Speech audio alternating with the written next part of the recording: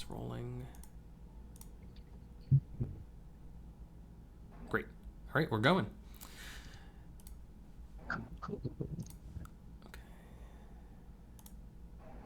Okay. Oh, shit. That would have been good. That would have just been... You're gonna have to bleep that part. Oh, sorry. That would have been 4 hours of staring at Jeff's character portrait if I hadn't fixed that. Okay, there we go. Okay, so I'm gonna drop you right in.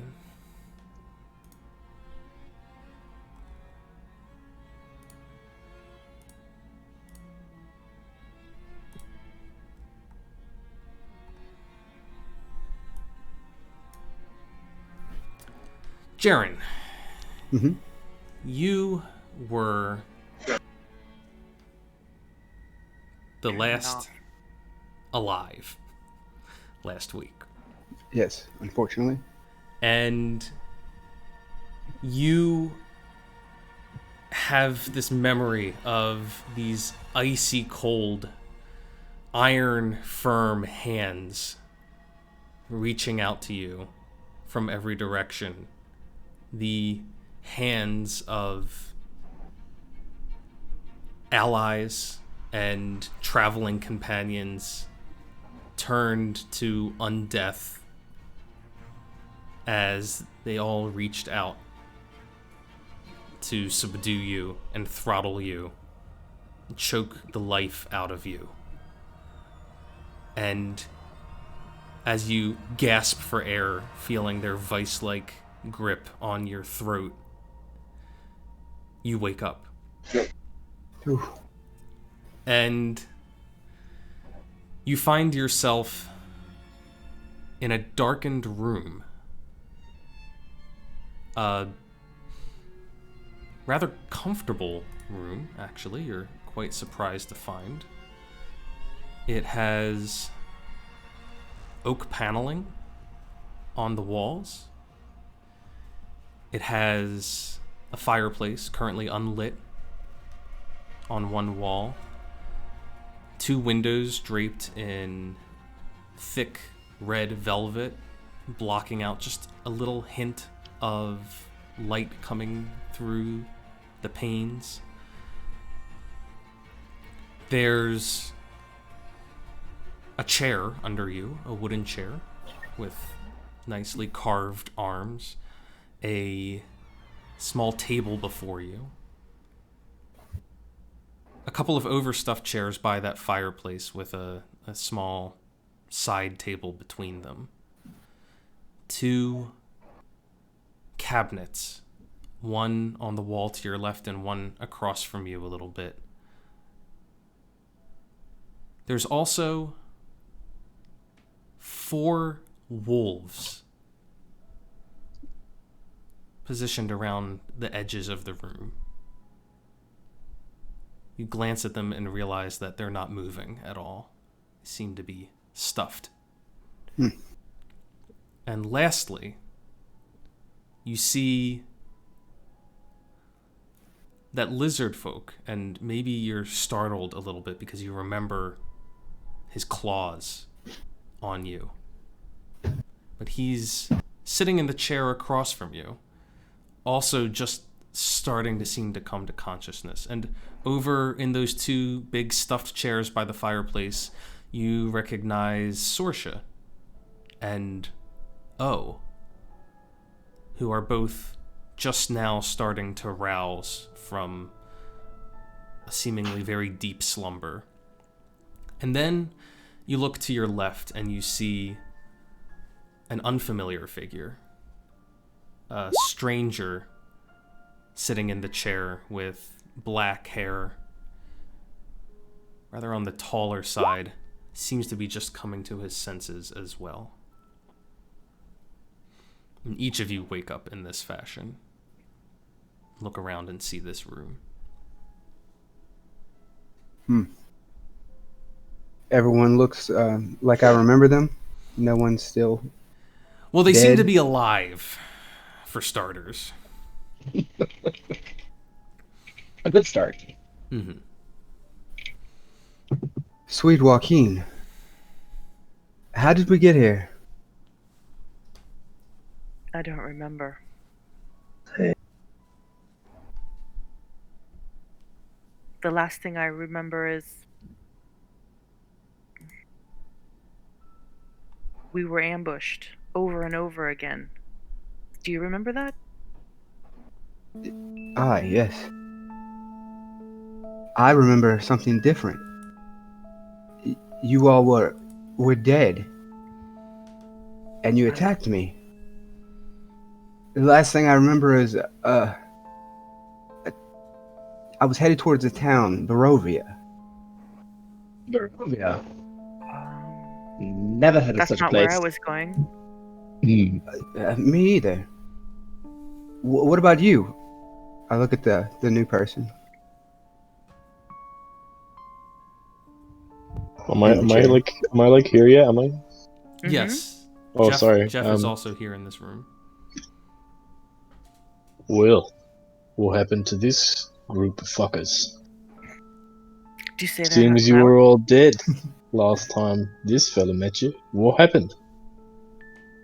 It was like a dreamy thing that happened to us. Who paid for this room? Not I. I Definitely didn't. don't have the funds for that. Was me.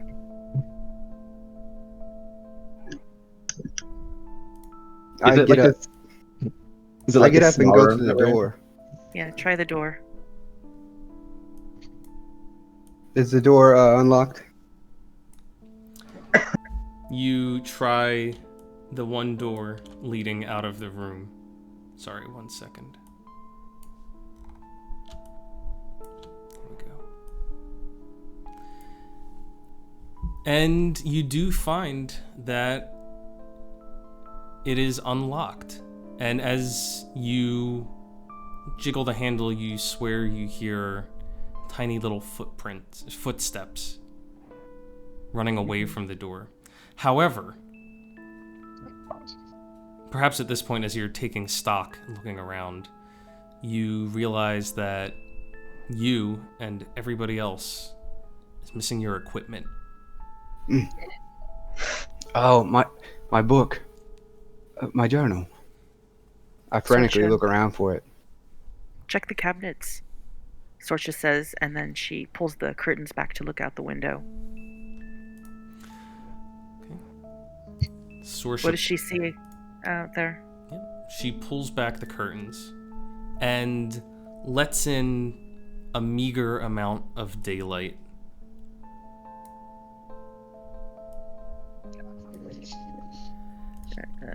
Does it And look familiar outside?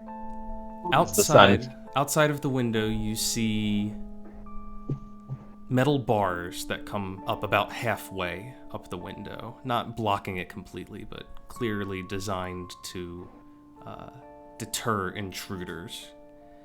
And beyond that, you see white swirling mist, so dense, so thick that you can only probably see out maybe 2-3 feet from the window itself. You can't even make out the ground.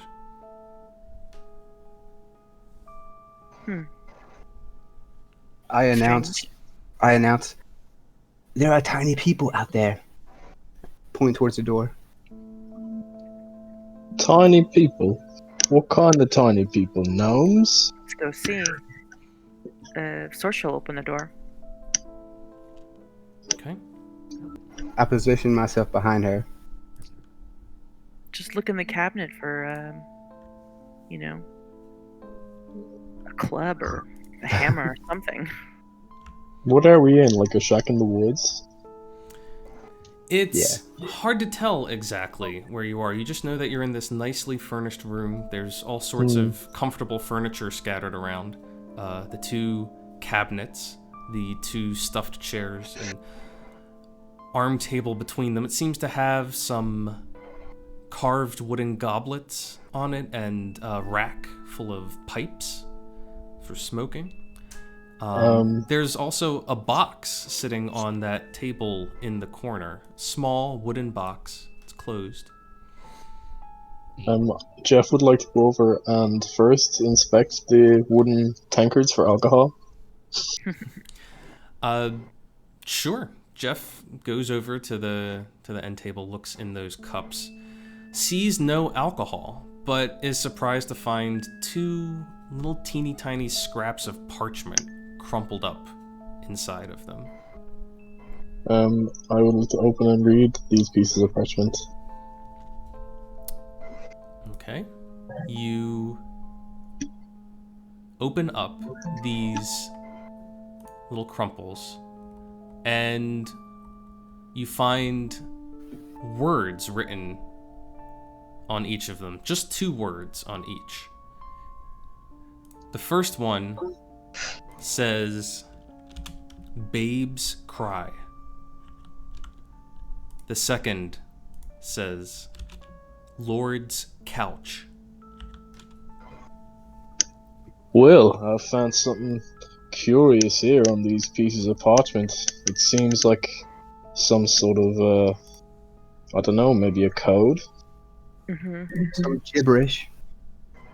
That too. I would then like to walk over and inspect the closed box if I can. Yeah, you open up the box, and inside you find a deck of playing cards. Well, now I'm just confused.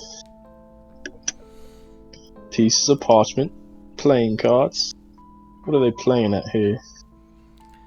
Meanwhile, Sorsha, you crack open the door and take a peek through. You see just a sliver of what appears to be some sort of hall. Mm-hmm. You can make out another fireplace of black marble, more wood paneling. You also see something mounted above the fireplace, a longsword with Okay. a windmill cameo worked into the hilt. Oh, wow. Okay, so she's just going to guard the door while people finish looking around, because it seems like they're finding things before she heads out there. Okay. But she's got her eye on that sword. Does anyone else want to look in anything? The cabinets. So you approach the cabinets and you realize that they're both locked. The one on the northern wall over here is just looks like it has a very, very simple lock on it. It's just a tiny little hole with a latch. However, the other one seems to have a much more significant, like a proper lock that would require a specific key to open over here.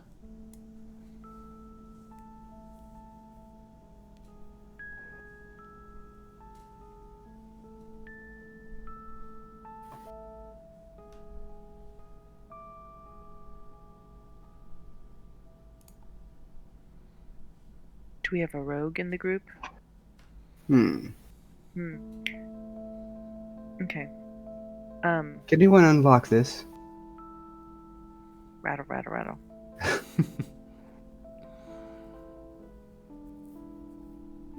Well, I don't know about unlock, but I have a crowbar. Yeah, try that. That's good. Okay. Which cabinet would you like to attempt to pry open? I would like to attempt to pry open the nearest cabinet Okay. to where I'm standing. Give me a strength check with advantage from the crowbar. Okay, so I just click on strength. Just click on strength. There we go. Okay. And again.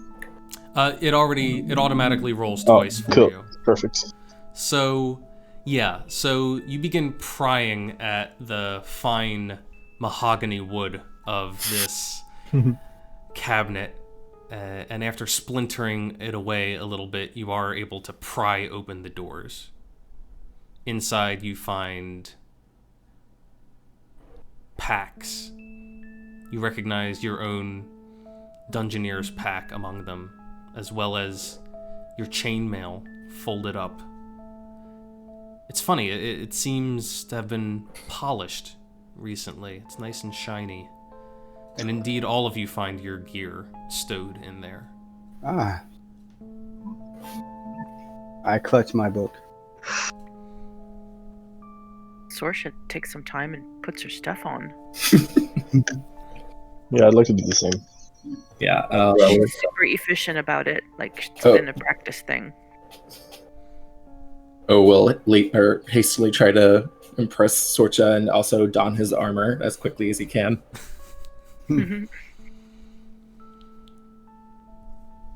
She's got a shield. I think chainmail? Yeah. She's got a bunch of javelins and a long sword.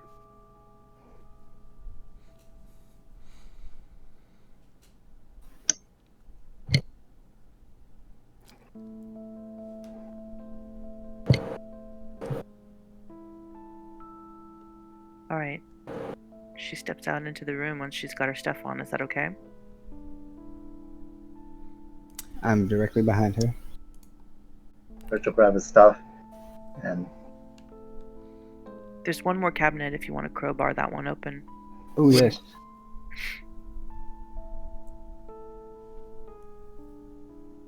Would we like to crowbar open the second cabinet, yeah? Yeah. Just see what's in it. Okay, will I make another strength check? Go for it. Jesus. Oh, sorry, that was a strength save. Is that the right thing? I Yeah. think it's functionally the same. That's So. my bad, yeah, okay. Yeah, you... Oh no, I don't think it adds my proficiency bonus, does it? I'll try just... Yeah, there we go. The right one. You're... Well, that's even better. I don't, Nice rolling. It doesn't look like it did quite the right thing. I'll have to double check your sheet in a second, but... Yeah, I rolled the strength save the first time by accident. I rolled strength there the right way, I think. Okay. Anyway, you easily pry open the second one as well. The lock is better made on this one, but it doesn't matter too much because you're just prying at the wood. And you find a number of items inside. You find a heavy crossbow hanging on a hook in there, as well as a light crossbow and a hand crossbow, and 20 bolts for each weapon. There's also a little, like a wooden box that when you pull it open, it's subdivided, and it carefully holds an assortment of wine glasses. Well, if no one objects, I'd like to take this heavy crossbow. I'll take the light crossbow. sounds No good. one want the hand crossbow? No. I'll just keep it. I'll just keep it on R.I.P. me. Yeah. So there was a heavy and a light and a hand, or? That's correct. And then what about the glasses? It was just a wooden box holding assorted wine glasses. Well, I'd like to inspect the box. Is there anything special about these wine glasses? Why are they locked away? It's, you know what, you can give me an It's a good investigation sign. check. Give me an investigation Okay. check. Yeah, you can tell that they are quality glass, very clear, no little bubbles in them. But aside from being well made, you see no other reason why they would be special or unique. I'd like to take them with me anyway. I'd put them in my backpack. Sure. They rattle around in there.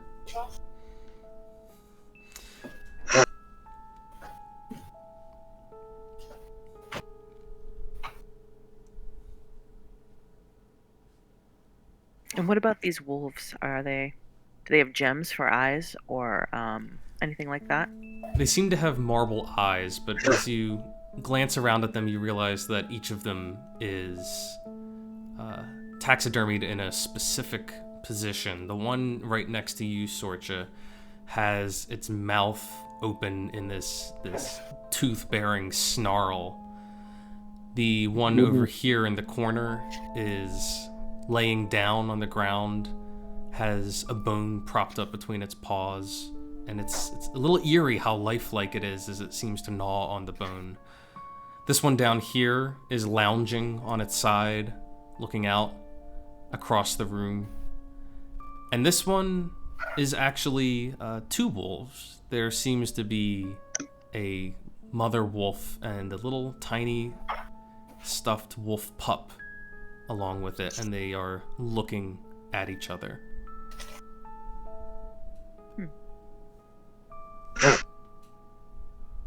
Can I cast detect magic to see if there's anything magical in it? Sure, you cast detect magic, and you get a very, very faint glimmer of magic. It doesn't seem to be coming from anywhere in particular. It almost feels as if the entire room you're in is faintly magical.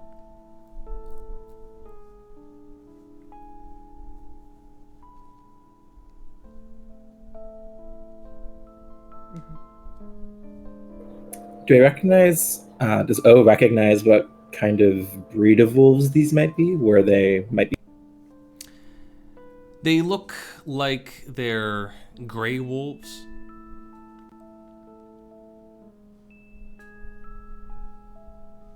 All right, they're not like, they don't remind him of like dire wolves or anything of the sort. They just seem like regular old, scary. They just Boots your children at night if you. Exactly, yeah. They just seem to be normal wolves. They're not especially large or anything.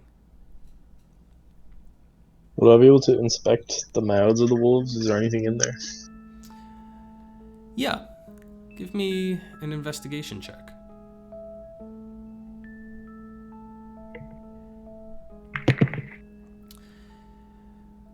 You notice that all of the wolves have their mouths fairly tightly shut. Even the one that's gnawing on the bone has kind of got its mouth clamped down around it, except for the one that's snarling. And that strikes you as a little odd. You go over to it, you peer down inside, and you can clearly see the stuffing down inside its gullet. But then you see something reflect a little light as you move. And would you like to reach into the mouth of this wolf to try and grab it? I would. Is there any way I can, like, prop the mouth open with a small knife or something while I'm doing it, so it doesn't clamp down on my wrist? You could, you could grab like one of those pipes. Yeah, I'd like to stick my hand down the wolf's throat, but like kind of have something in its mouth to kind of, get my arm out if it does decide to. Sure. But I don't know. I'm very cautious about these wolves. They're creeping me out. Yeah, you reach your hand in. You try to like brace the mouth open, just in case. You grab a hold of something small and metallic that was kind of shoved up into the underside of the wolf's palate of its mouth. And you realize it's kind of shoved up as if it would have pierced through the wolf's brain if it was still alive. But you pull this thing out and find yourself holding a little silver hairpin.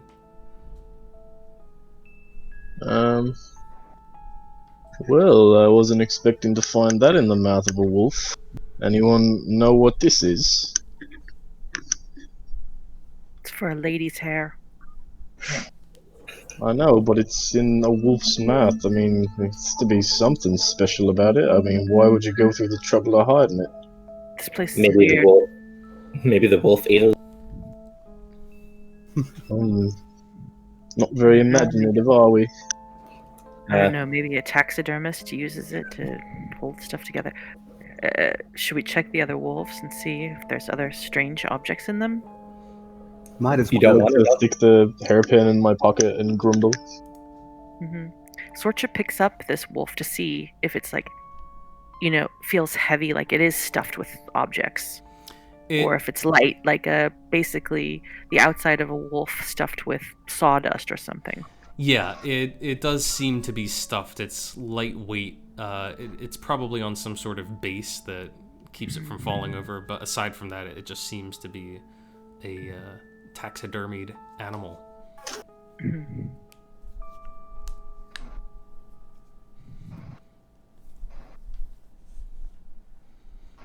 Do you want to tear apart the other ones or inspect them or something?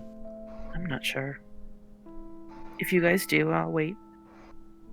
Nah, I'd like to. I don't think there's anything else in these other wolves. Is there anything hanging on the walls? There's not really much decoration on the walls aside from over the fireplace. There's a rather large rack of antlers, but the walls themselves are covered in wood paneling, which is somewhat decorative on its own. All right. Should we get going? I suppose. Yes. I can't move my token out of the room though. So she opens the door. You open the door the rest of the way, Hmm. and as you do, you can more fully see this hall. There is a large staircase spiraling up its southern end, covered in red carpet. Is it There's dark in It is dark in like, here. on the Yes. hallway? All right. I will light a candle. I'll pull it out of my backpack and just kind of carry it around. Hmm. Okay. Sorry, which character was that? We'll pull out a candle and light it. Got it. Oh. Pulls out a candle.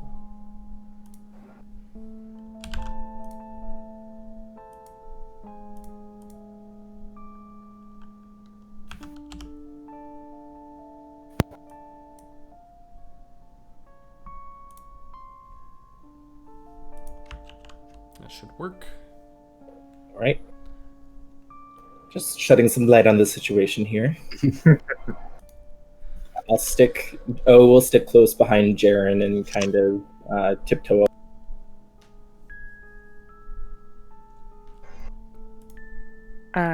Sorcha will just kind of listen at these doors to see if she hears the little feet or breathing or anything behind the doors. Yeah, give me a perception check. You don't hear anything coming from behind that door.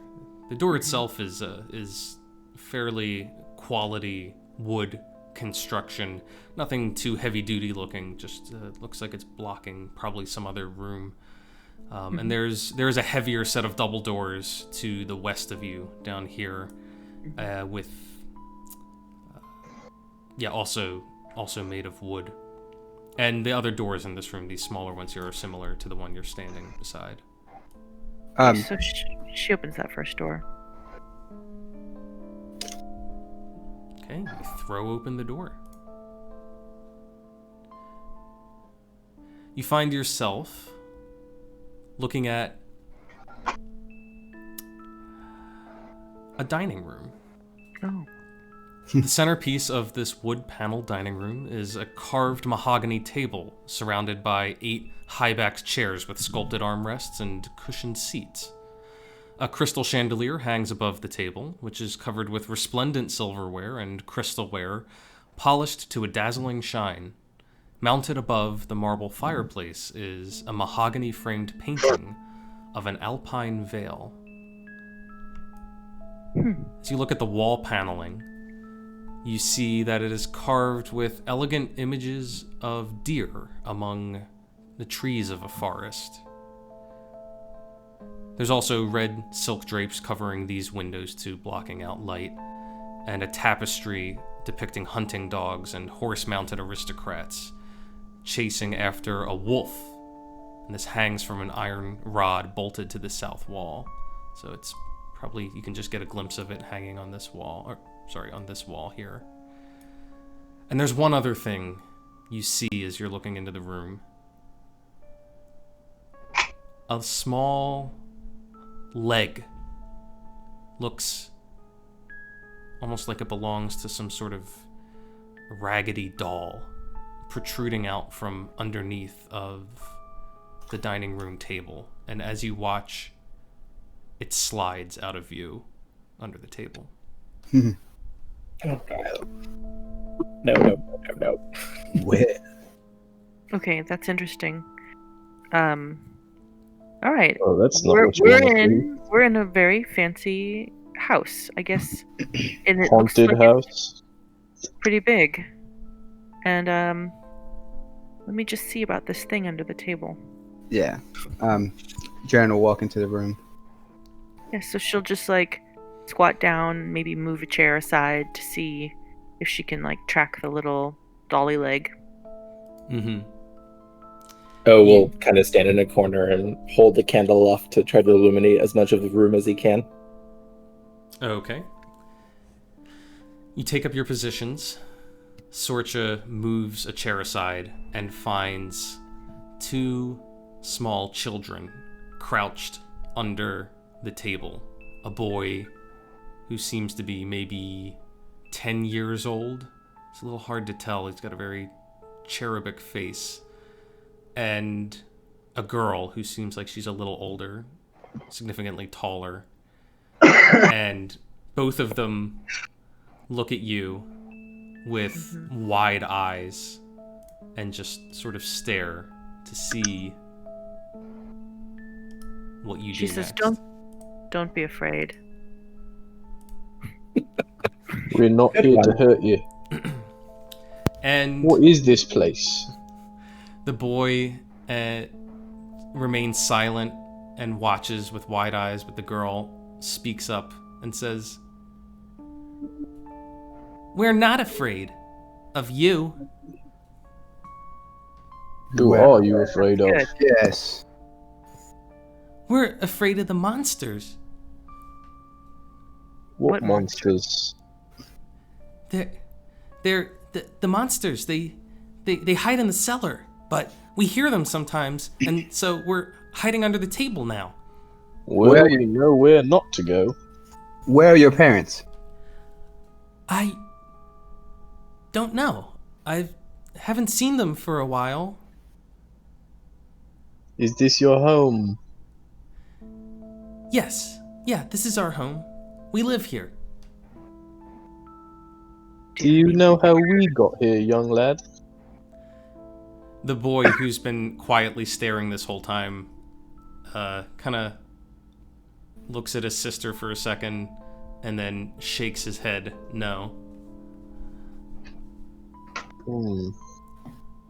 Surely the kids would have seen a group of, 5 coming in here? I don't know. Maybe this is a dream. Whose room is that over on the other end of the hall? That's my father's room. He calls it his hunting den. Who is your father? His name is Gustav, but I just call him Papa. And what's your name?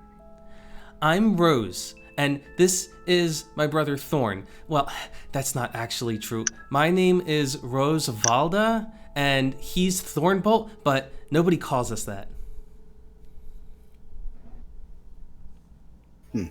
Well, I'm sorry to hear about the monsters in your house. Do you have some neighbors you could go to while there's monsters and while we take a look around? We don't really go out of the house much. We Do don't you know know any what- neighbors. Do you know what city you're in? Yeah, I know what city we're in. We're in Barovia. Uh-huh. I look at everyone. Isn't that where you said you were going? Jaren? Yes, that was on the sign. Oh, How but did we get the here? sign was blank. The sign was blank. when I- Clearly, this is all magic. I'm not We've been magic. lured. course, not you. How we got here? What a strange magic. The little boy pipes up and he says, "Sometimes Dad has visitors."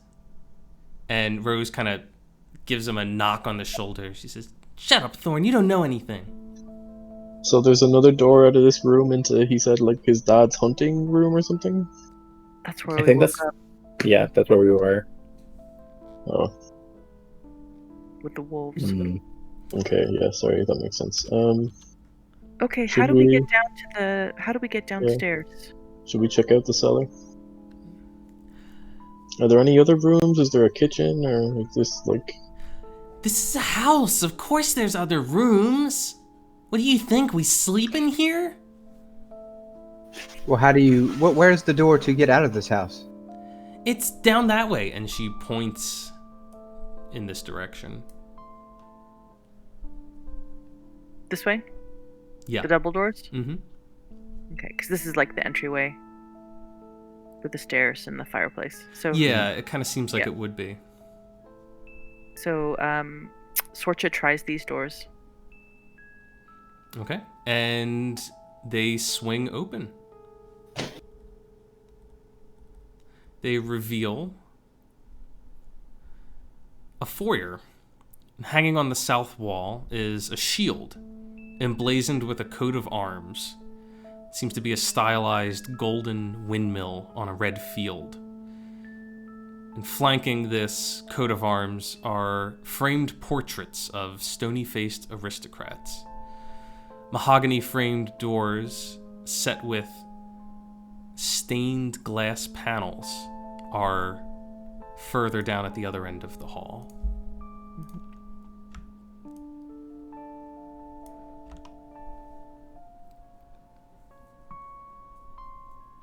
Okay.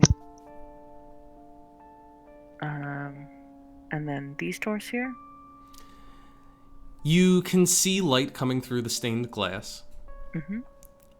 You try the doors and they also swing open. And you find yourself looking at a little portico area with some stone pavers.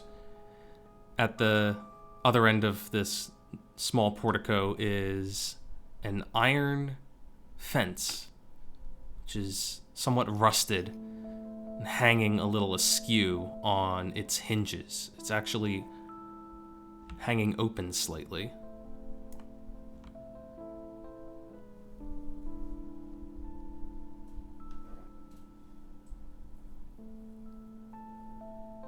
So we could just leave. Before we leave, I want to investigate the heraldry on the crest. Maybe roll a history check to see if I've heard anything or recognize a family. Sure, give me a history check. The windmill is unfamiliar to you as a family crest. You can perhaps recall, maybe you remember some other family that had a windmill, but this particular coloring would indicate that there's no real relation. And you So, certainly don't recognize any of the faces in the portraits. Mm-hmm. It is foreign to me. So it's all foggy out there, Yes, like before. very dense fog. So what do you say we try and help these children with their Yes, their situation, and then it is only see right. what we can find out in Barovia? Sounds like a plan to me. That's good. Are the children still in the kitchen?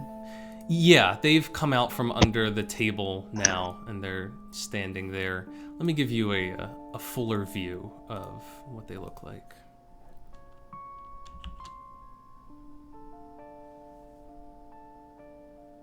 Oh, Little purple So- children. yeah, they're purple One or creepy doll. tiefling. The painting is a little stylized, but they're clearly human. Okay. What about this thing? Can we see this? whatever this is. I don't know, it looks weird. It's like a little upside down shoe behind the stairs. Oh, I don't think you No, can technically see that. It's in the wall. Yeah, Yeah. you shouldn't be Okay. able to see that. Okay, so Sorcha will try this door, although I can see it's Yeah. either it's small. Yes. Give me 1 second, Sorcha. Mhm. Birch. Yeah. As you've been Yeah. wandering around these rooms, you've noticed something about the walls. When you were in that main hall with the staircase, you saw that the wood paneling is ornately sculpted with images of vines and flowers and nymphs and satyrs. But as you glance at them a second time, you see that in amongst the vines are serpents, and amongst the flowers are skulls. And as you're standing here in the dining hall, you are looking at the wood paneling here a little more closely, and you see the deer amongst the trees, but carven into the trunks of the trees, you see twisted faces, and in the shadows between them, you see wolves lurking amongst the foliage.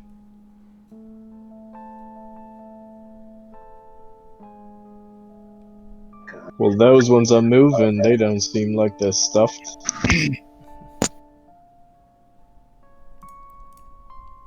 They're just carved into the walls, into the paneling. Guys, there's something strange about these carvings. It's What do you mean? like amongst these flowers there are skulls, and amongst these vines there are snakes. Does There's Sorcha see that too? When he points it out, does she notice it too? Once he points it out, yeah, it's hard to make out. You could have just mistaken it for like poorly carved vines at first, but now that you look more carefully, you do see snake heads and skulls. That's not typical. ominous. That's how It's a little dark. Okay, well, let's find a way downstairs. Perhaps the father is in leagues with some evil arcane group. I mean, I'm suspecting the same kind of thing from his study and from these wall panels, that this is an odd family. Which door was And it? that's Sorry, go ahead. She wants to try all the closed doors. She's just looking. So there's two next to her. There's one that's this little tiny square, and then there's one here Okay. Yeah. at the bottom of the stairs before we head up or do something else. Sure. So when you swing open that door, you find yourself looking at a coat closet, cloak room that has several black cloaks hanging from hooks on the walls. There's a top hat sitting on the high shelf.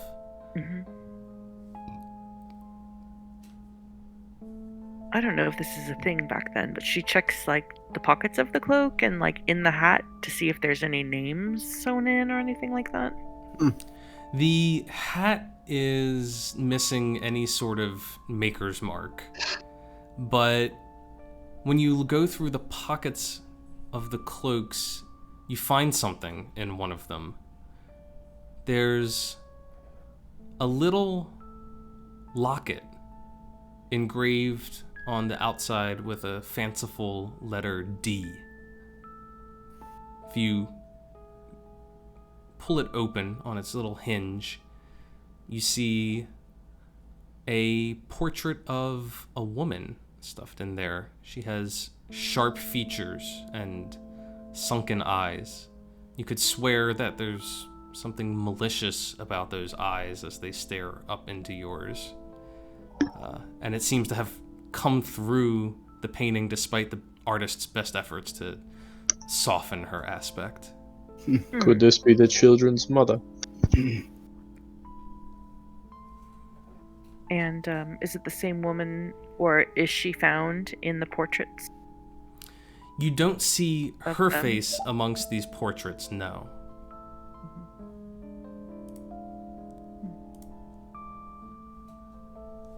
Is it human woman? It is indeed a human woman. She asks Rose Balda. She says, "Is this your mom? Yeah, that's her. Do you want this locket back?" That wasn't mine, that was Papa's. Bridget doesn't really know what to do with the locket now. There's no reason for her to keep it. So she puts it. Give me an investigation check as you're handling the Okay. locket. Yeah, like a secret key place or something. Yeah, as you're kind of handling it and fidgeting, the corner of this little painted portrait kind of pokes up, and you notice that there's something behind it. Mm-hmm. She removes the portrait carefully so as not to damage it. Mm-hmm. And behind you see another portrait of a young woman, also human, who seems to have a kinder aspect to her, although there's a certain sort of sadness about the eyes that you can't quite put your finger on.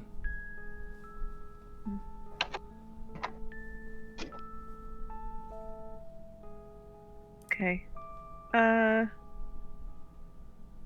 She shows Rosa Balda the other portrait and said, "And who's this? Is this your sister or?"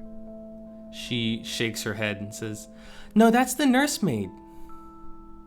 Oh, sweet. And Sorcha puts the mom's picture back on top of the maid's picture and is like, okay.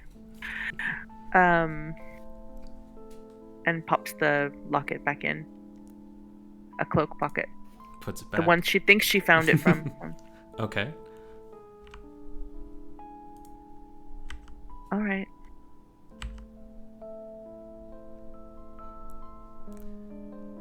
So no keys or anything like that? No key that you find, no. Show us where these monsters are. Thorn speaks up and says, "We've never seen the monsters, but we hear them sometimes." Yeah. We can investigate. Yeah, they make noises like this. Ah! And ah! And ah! And they're in the cellar, Mom and Pop say. Mm-hmm. Wonderful. Weird. Sorcha has a real bad feeling about this. Perhaps the people in that picture are now dead. Mhm. What Yeah. do you mean, dead? Nothing. Let us go downstairs. Thorn kind of looks at Rose, and they both seem a little confused. And Rose says, "We don't know where the cellar is. Actually, never been down there. You not allowed to go down there? Yeah, no, because that's where the monsters are." I bet they don't even have a cellar.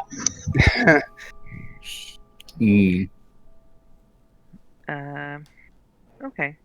So let's try this other door. You want to open it, Jeff? I would like to open the door. Okay. You swing that door open. It is silent as it glides on its hinge and reveals a small kitchen. And here, I would like to. Sorry. yeah, here Yeah, you go ahead. see it's in tidy condition with dishware, cookware, and utensils neatly placed on the shelves. There's a work table with a cutting board and a rolling pin atop it. And this here seems to be a stone dome-shaped oven along the wall. It's bent iron stovepipe connecting to a hole in the ceiling. Behind the stove and to the left is a thin door up here. Can Jeff see any alcohol? You don't see any alcohol in the kitchen, no. God damn it! What's a fucking man gotta do to get a drink around here? Is there anything in the oven? The oven appears to be empty. It's been swept of any cinders or anything like that. Do the rest of the rooms seem less put together than the kitchen does at the current time? All of them have been very tidy and nicely arranged. Okay. Kids, is there an area of the house where you're not allowed to go? Yeah, we Like a already door told that you're not you. allowed to... It's Yeah. We don't go to the cellar. How do your parents get there? I don't know. We've never seen the cellar. Mm-hmm. Okay, so it's like a secret door or Do something. these we stairs love. go up? They do indeed spiral upwards. Before we go upstairs, can I just open this last door in the kitchen? Yeah. If you want. I would like to open the last door in the kitchen. Okay. You open the last door of the kitchen and find yourself looking at a pantry. It's well stocked. With booze. And all the food appears fresh. Is there any alcohol in here? There is indeed a few bottles of some sherry and also some wine bottles. I would like to swipe them and put them in my backpack. Okay. As he's doing that, I'm gonna kind of look at Sorcha and be like, do you want a candle as well? You seem to be running around quite a bit. Are you? Well, if you have one handy.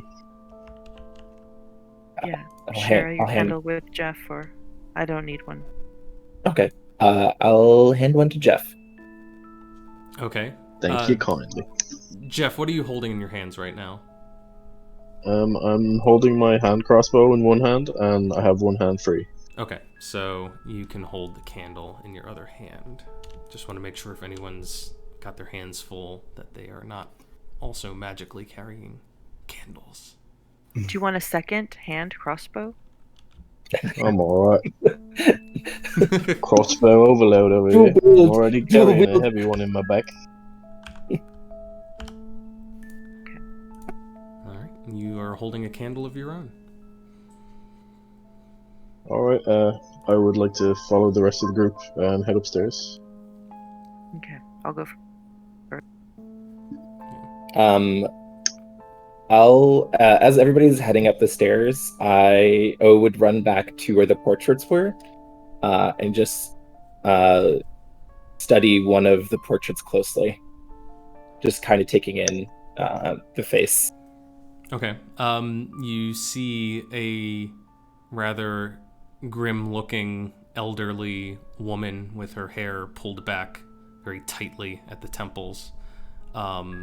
And she kind of glowers down at the wall from you with she's got like a big thick collar on her dress, and a small pair of spectacles balanced on her nose as she seems to be judging you, but you study her portrait carefully. All right. When he hears and when O hears like the last set of footprints or footsteps going up the stairs, he'll run after everyone and follow. Okay.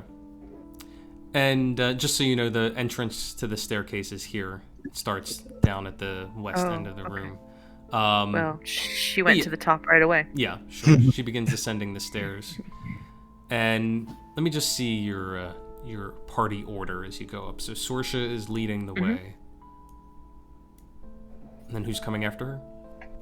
Jaren will be right behind her. Then Jaren. And I guess Birch. Okay. Oh, we'll take up the tail. Pick up the tail. Got it. Okay. You guys begin ascending the staircase. You have your footsteps softened and quieted by the thick plush carpet as you ascend.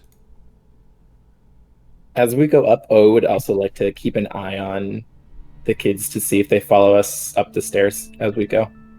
They just seem to stand there in the entry and watch you go up. All right.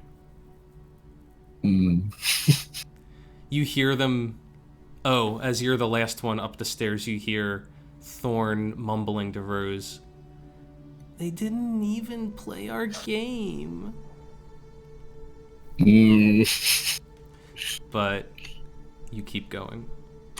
All right.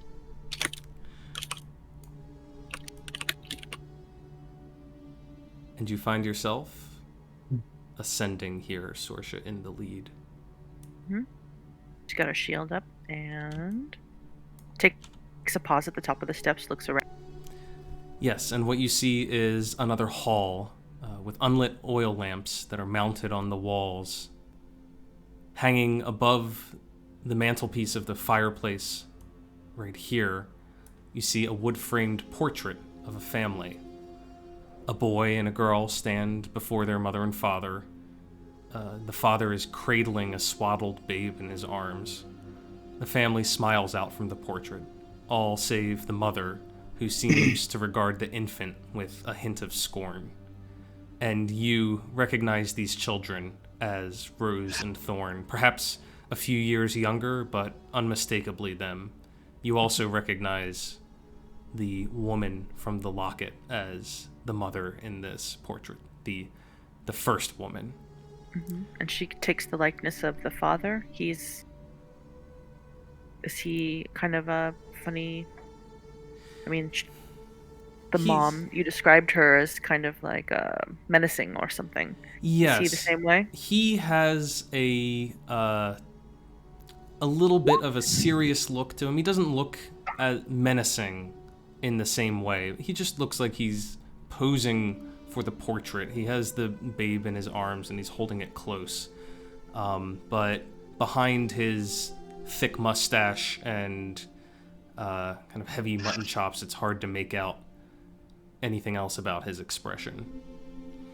And then she'll just open this door right here at the top of the stairs. This Do you one see here? that? Yeah. Yeah, that little door. Okay.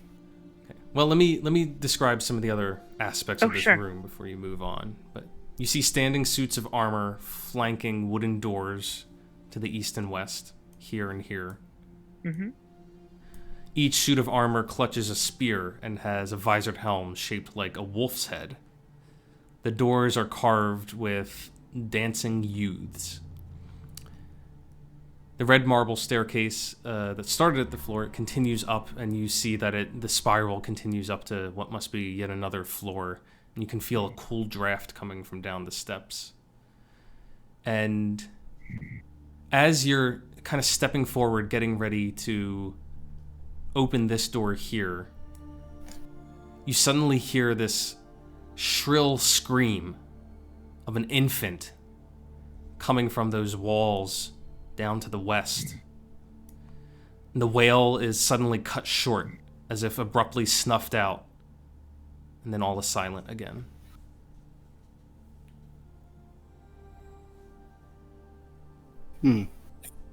We'll whisper from the back, "What the hell was that?"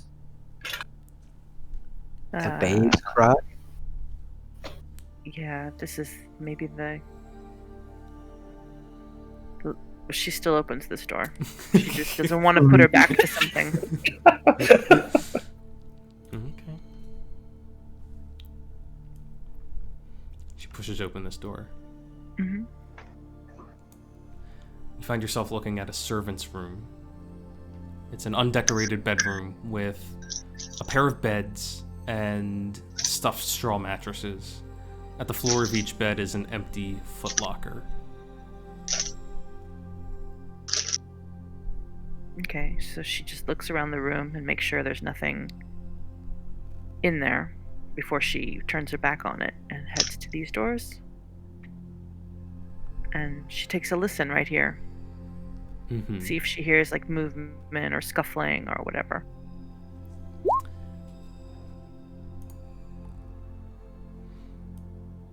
She hears nothing. And she tries those doors. Jeff moves to the top of the stairs. Yeah, you guys are making your way around.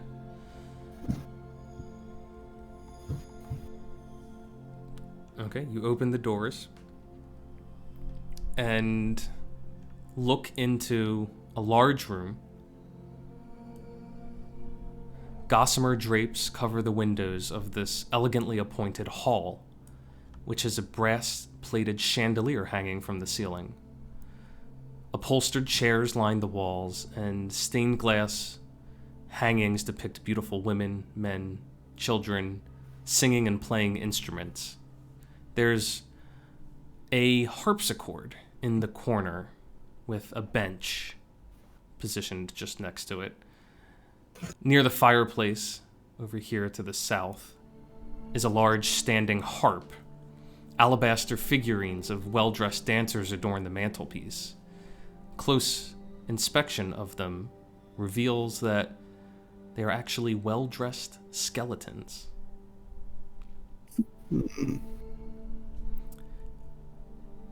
More of this ominous. So.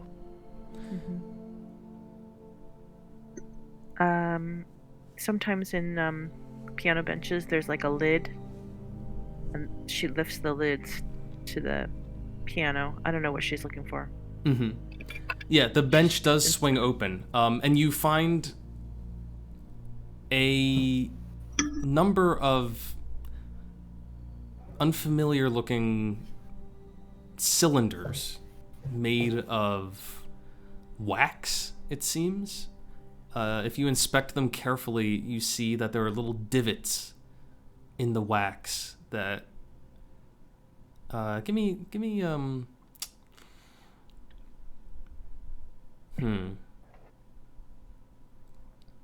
Just give me a straight wisdom roll. Okay.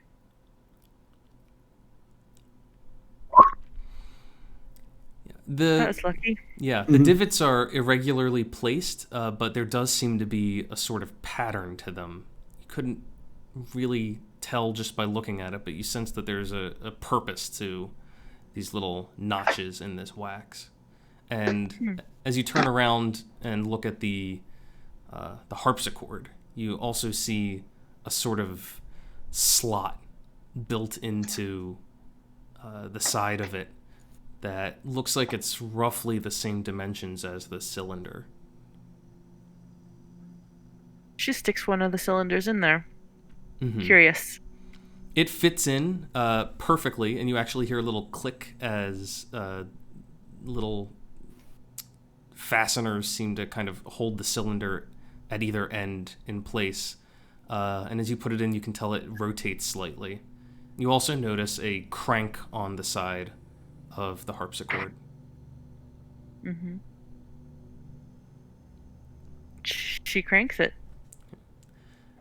You begin cranking, and the harpsichord begins to issue notes, slowly at first, but then as you build up momentum, it begins to play all of its own accord. And it sounds nothing like a baby crying. It's just harpsichord music.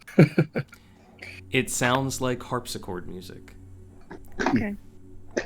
However, as you're messing around with this harpsichord, Jaren is approaching that harp. And as he takes a few steps closer, you suddenly hear that wail again. And you also... Let me see. You also notice something else. As that wail is sounding out and piercingly echoing around the room, overpowering the harpsichord, it seems to correspond with a single vibrating string on the harp, which shimmies back and forth, and then suddenly it's stilled and the shriek stops. Interesting. And as you're watching this, another string suddenly is plucked, and you hear that same infant wail at a higher pitch this time, even more pleading sounding. And then that one is stopped, and then another string is plucked. Yet another version of a lower, more mournful wail. And as this is happening, a figure begins to fade into existence, draped around the harp, plucking each string singularly. It's a young woman with haunted-looking eyes and somber features. You perhaps recognize her as the second portrait in that locket. She looks like this. The handmaiden? Mm-hmm. And she just continues to play her harp. And it still sounds like a babe's cry? Mm-hmm. Not musical at all. Sorcha asks, do you need some kind of help? The apparition doesn't seem to acknowledge you, but it reaches way down to the low end of the harp and plucks one of the longest strings, and you just hear this primal, animalistic growl. And then she stops it. All right. Right. O will creep into the servants' quarters while this is happening and peek under the bed on the left to see if he can see anything. Give me a perception check. All right, and I'll use my candle kind of underneath the bed to be able to see better. Sure. She tells the apparition, she says, we mean you no harm. We're here to help the children. And then she leaves that room. Okay. Yes, and the figure still continues to not make eye contact, not acknowledge her, but returns to playing the harp with those. Is she infant corporal? wails. She's clearly transparent. Yeah, she's ethereal. I leave the room. Can Jeff open the last door in the hallway? Yeah. Let me get to O for a second here. So, O looks under the bed and sees a Dark as shit.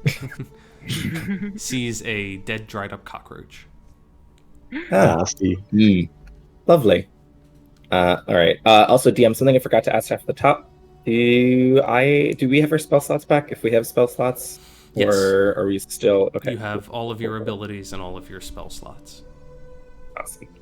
as if you had awoken from a long rest. You'll love to see it. All right. Okay. Jeff, pushing open those doors. He is busy inspecting this room when Birch, you're once again standing there looking around, and you see that the doors he's about to open, which are carved with dancing youths, they're not actually dancing, are they? You can make out little bats fluttering around their heads, and they seem to be desperately waving their arms and fighting them off. But never mind that, because Jeff has just opened the door.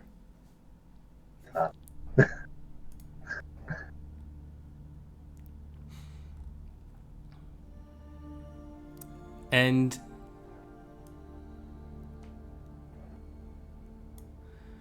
red velvet drapes cover the windows of this room. An exquisite mahogany desk and matching high-backed chair face the entrance, and a fireplace, above which hangs a framed picture of a windmill perched atop a rocky crag. Situated in the corners of the room are two overstuffed chairs, and most noticeably, floor-to-ceiling bookshelves line the south wall here. A rolling wooden ladder allows one to more easily reach the high shelves. Let's look through the books and see. Let's look through the books and see if we can find anything on the desk. Yeah, sorry, is there anything on the desk? Yeah, the desk has several items resting atop it. An oil lamp, a jar of ink, a quill, pen, a tinderbox, and a letter kit containing a red wax candle, 4 blank sheets of parchment, and a wooden seal bearing a windmill insignia. Jeff picks up the oil lantern and hands the candle back. The desk also has several drawers. I inspect the library, Jaren does. Okay. Or the bookshelves. Mm-hmm. Any books on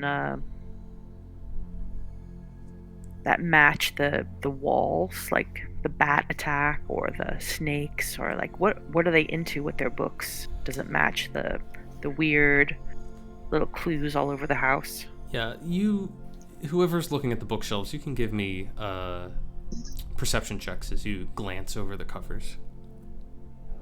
Could O try to open the footlocker on the behind the left bed? He's still in that room. Yeah, the locker's Yes. actually, it's open and empty, actually. Oh, okay.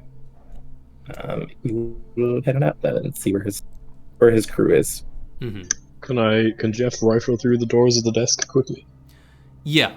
So, Jeff starts going through the drawers and finds that they're all empty except for the bottom left one. He slides it open and finds an iron key inside. Well, this could be useful. I found a key. Wonder what it fits. Now, Jaren, you're looking over the titles of the books, and you see hundreds of tomes covering a range of topics, including history, warfare, alchemy. There's also several shelves with first editions collected of poetry and fiction. And as you're glancing over all of these books, you happen to notice one with a red cover, and the spine is blank, and it just sticks out to you as odd because it's way up in the corner, tucked away here, and everything else has a name on it, but this one is blank. I'll definitely try to get that book. Okay. You grab the book, and as you do so, it doesn't come out of the shelf, but it pivots forward, and you hear a clicking sound as the entire shelf, this section of it up here, suddenly swings on a big hinge and pulls outward towards you. Behind it, you see a small chamber. It has more bookshelves on either side. They are also packed with tomes, but drawing your eye at the far end is a heavy wooden chest with clawed iron feet standing on the south wall. Its lid is half closed, but sticking out of the chest is a skeleton in leather armor. Like trying to climb in it or out of it? It seems to be like it's like out of it, but it's like its upper half, its shoulder and its head are like stuck inside. I'm definitely interested in the tomes. That would probably draw my interest first. And Okay. can I go in the room? Yeah, it's open up here.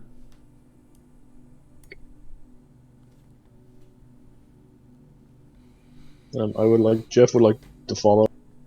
Mm-hmm. Yeah, the space is very narrow, so you just kind of stand there and look over Jaren's shoulder as he inspects these books. What are these tomes? They seem to be containing rituals. You glance over the titles and see that one of them purports to be a book containing fiend summoning rituals, and another necromantic rituals for a cult called the Priests of Ozibus. Joaquin has blessed us. I knew it all along. As I point to the skeleton, I want to try to get some of these books. Okay. Create a stack in my arms and make my way to the table. Something killed that guy. Be careful. Jaren is overcome Too with late. discovery and snatches up the books and takes them in his arms over to the table. Like a kid in the candy store. Jeff would like to let him squeeze by and then take a closer look at the leather armor the skeleton's wearing. Yeah, and you can see now as you inspect it that it's been punctured in the chest area. There seem to be some darts that are sticking out of it. Can I inspect the walls? Are there any traps that are gonna shoot me with darts? You can see that there's nothing on the walls themselves, but the actual chest, it's easier to spot, seem to have some sort of dart launching mechanism hidden inside of it, which has clearly been triggered by this unfortunate soul. I'm not able to tell if it's diffused or anything, am I? You can see that it looks like it's been expended. It's shot. been Okay. triggered. Well, I'd like to just have a quick look inside the chest. What was he trying to find? You find a number of things inside the chest. There is within it 3 blank books with black leather covers, 3 spell scrolls, which you can tell have some sort of arcane writing on them. You also see a deed, 2 deeds actually, as you glance through some paperwork. What appears to be a will, and then somewhat incongruous with the rest of it, another one of those wax cylinders. I'd like to take it all and just kind of bring it out onto the table as well. Okay. You spread out this haul across the table. What do you make of this, lads? This was in the chest that poor fellow was trying to get into. Hang on, Jeff. It's Sorry. One second. There's one last thing I forgot. Go ahead.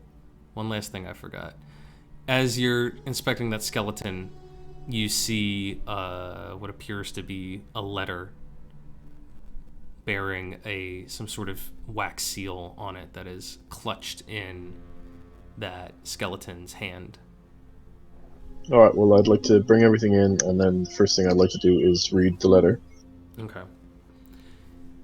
You look at the letter, which, as I said, has this crest on it, and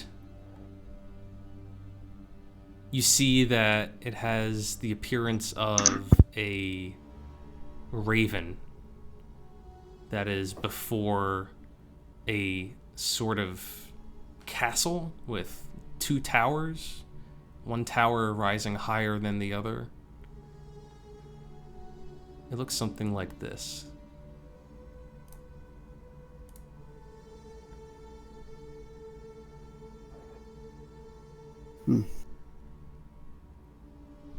I really wish they wouldn't go ahead and stick the name on the top. Yeah. I can't read, so it's fine. But yeah, you see this symbol, and then breaking it, you read a letter. I suppose it doesn't matter too much that the name is on it because you see this.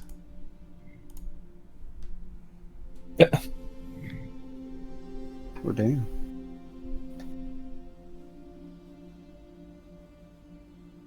Your dreadlord and master. Hidden altar.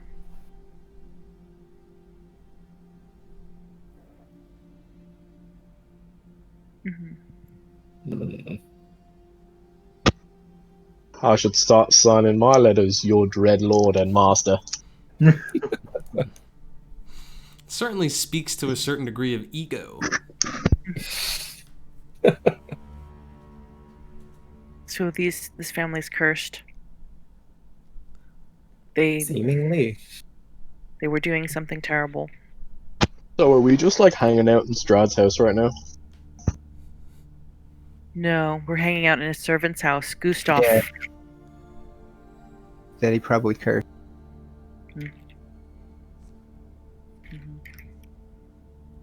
Okay. It seems he has cursed them to being undead. Yeah, I think so. Wretched things. The undead. Does Well- that mean those kids downstairs are, well, not really alive? Oh no. I mean, It said the family. I mean, that Yeah. must include the children. and the nursemaid, she's just a shadow of herself. Maybe it does include the children. Maybe not. I don't know. They seemed real. They didn't seem like she did. They had like purple skin.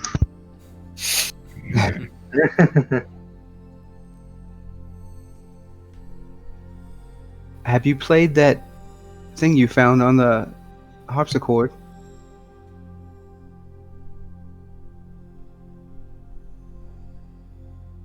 I played the harpsichord. Did I find something else on it? Just the cylinders, just the wax cylinders. They made. I thought they found something, another cylinder in the chest. I'm not sure. Oh, Yeah, you know the what? I did chest step away under for a second. another cylinder. Well, let's go play it. Mm-hmm. Can I read the deed as well, real quickly? Yeah, you take a quick look at the deed, and you realize it seems to be the deed to a house somewhere in Barovia.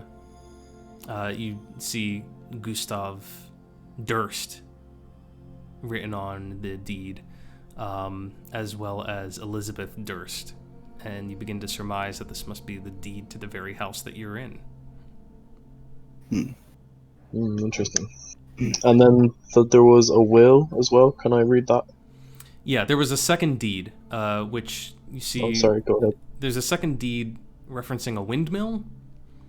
You don't recognize anything about that or the place names associated with it. But when you look at the will, you again see those names: Gustav Durst, Elizabeth Durst, and you see that the wills leave the house, the windmill, and all other family property to Rosavalda and Thornbolt Durst in the event of their parents' deaths. I take those books and put them in my pack. I don't have any use for the spell scrolls. Would anyone else like to take the spell scrolls that were in the chest? I can look them over. What are they? Do we have to identify them? Yeah, you would have to spend a short rest identifying them in order No, to know we'll hold on to exactly them. what they are. Jeff Yeah. hands the Scrolls to the nearest sorcerer.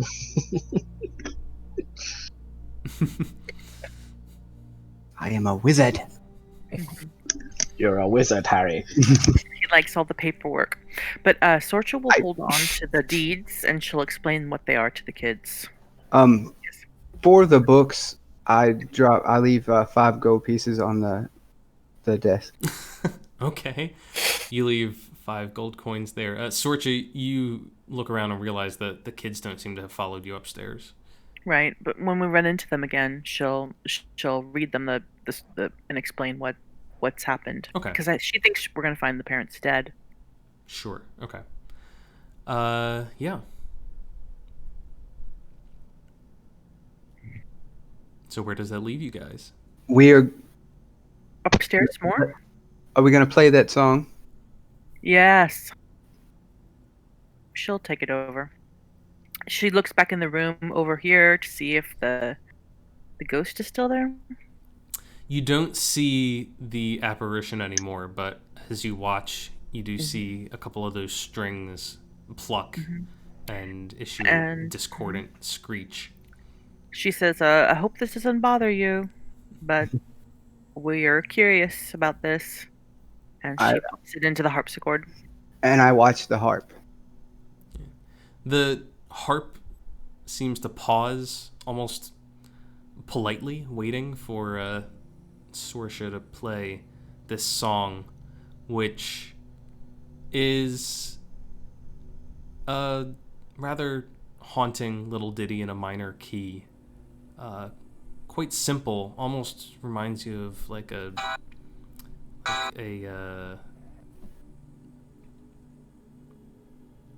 lullaby. Couldn't think of the word for a second. But with some fancy little Baroque embellishments on it here and there. But it is surprisingly kind of soothing as you just stand here listening to this for a moment or two. And it plays and plays and comes winding to the end of its song. And just as the last plucked note is fading, you hear this clicking, ratcheting sound coming from the harpsichord. And you realize it seems to be not just in the body of the harpsichord, but coming down one of the legs. And then you hear more sort of clicking sounds in the floor underneath the harpsichord. And after a couple of moments, it stops.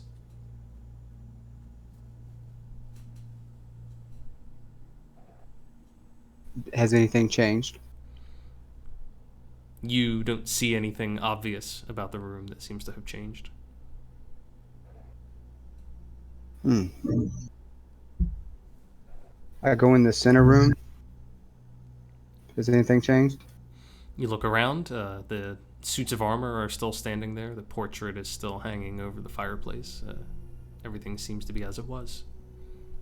Sorcha tries to move the harpsichord because she heard the sound go down the legs and into the floor. So she just tries to see if there's like a mechanism. Yeah, you give it a Just push. like lifts it a couple inches or something and looks. Yeah, you attempt to do this, and you notice that a couple of the legs will like shift around and come off the floor, but that front left corner of it up here, depending on your orientation, left, it seems to be stuck in place, and it doesn't seem to want to move.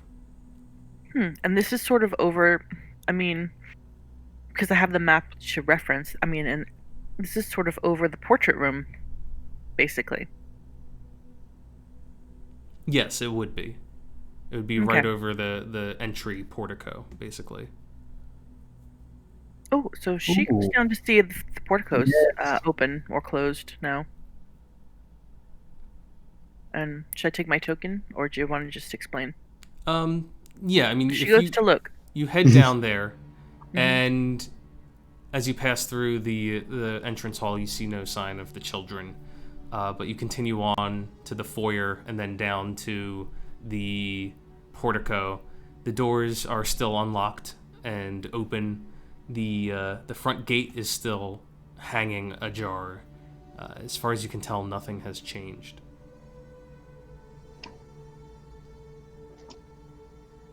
Well,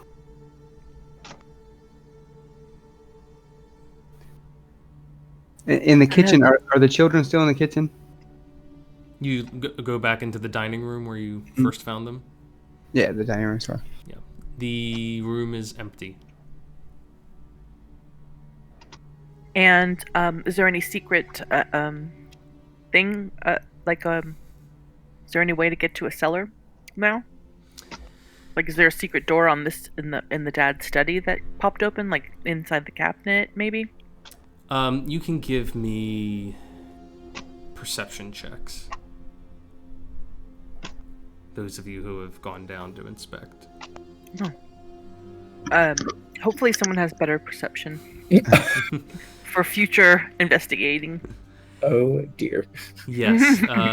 You see no signs that anything has changed in this room. Okay.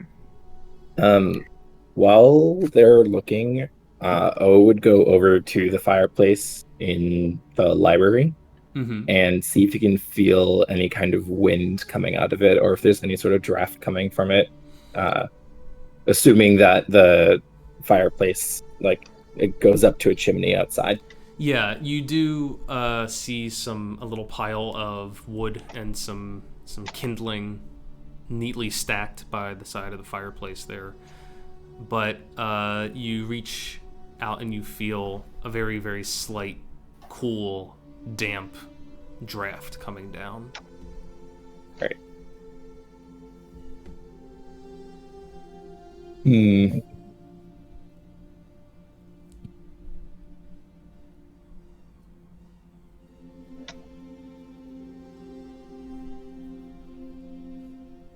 Okay, so our choices are to go upstairs more? That's about it? Or are we on the top floor? The staircase does spiral upward. Oh, and then there's this thing here. Yes, when So- you were in the when you look into that room, you do see a very small looking door. And if you open it, you find yourself looking into a dumbwaiter. Oh. Is it big enough to go in? It would be large enough for, say, a small-sized creature, or maybe a child, but definitely not big enough for Sorcha. Got it. Perhaps I can cast a spell to help. I don't know if I want to go in it. And let's use that as the last resort, like seeing if that goes to the cellar. I can send a familiar down. Or torture. Oh, sure. All right. That's a great idea. I will cast find familiar and summon a cat. Okay. You do that. Take I believe, was it 10 minutes? Oh crap! No, it's an Or hour. it's an hour? Yeah. I don't know if I want to do it.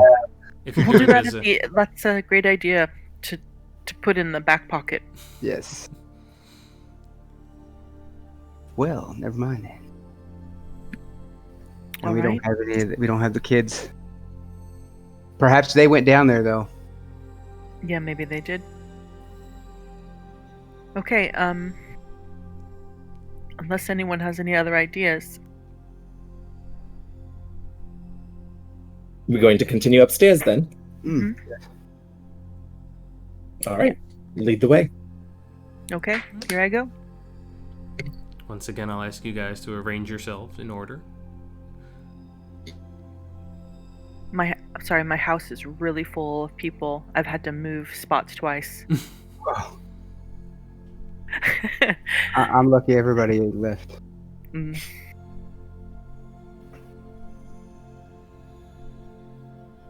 Yeah, I'll move closer to the front this time, just so we're able to see as we go up onto wherever the staircase goes. And Jeff will be at the end. Jeff is still upstairs. Yeah, but the rest of the party is heading up to the next level. Oh, I didn't realize he went up. It might have Oh, been sorry, I when didn't switching realize spots. there was a third level. I will take up the tail. Okay. So the lot of you begin ascending the stairs again, and as you do so, you notice a layer of dust on the banister that thickens as you climb. You arrive up on the 3rd-story landing, and here the oak-paneled walls are carved with woodland scenes of trees, falling leaves, and tiny critters. 2 oil lamps hang from the north wall, and they flank a suit of black plate mail that stands at attention. Plate mail is draped in cobwebs, and indeed the entire room seems to be coated from ceiling to floor in decades of dust.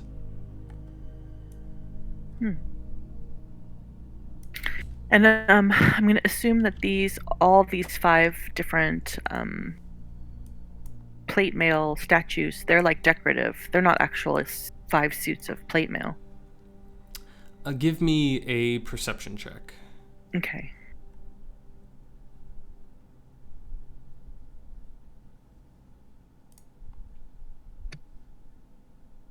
Say you with the 12? Yeah. Okay. Yeah, so you step a little closer off the stairs onto the balcony to inspect this this suit of armor. Hang on for 1 second here. Okay.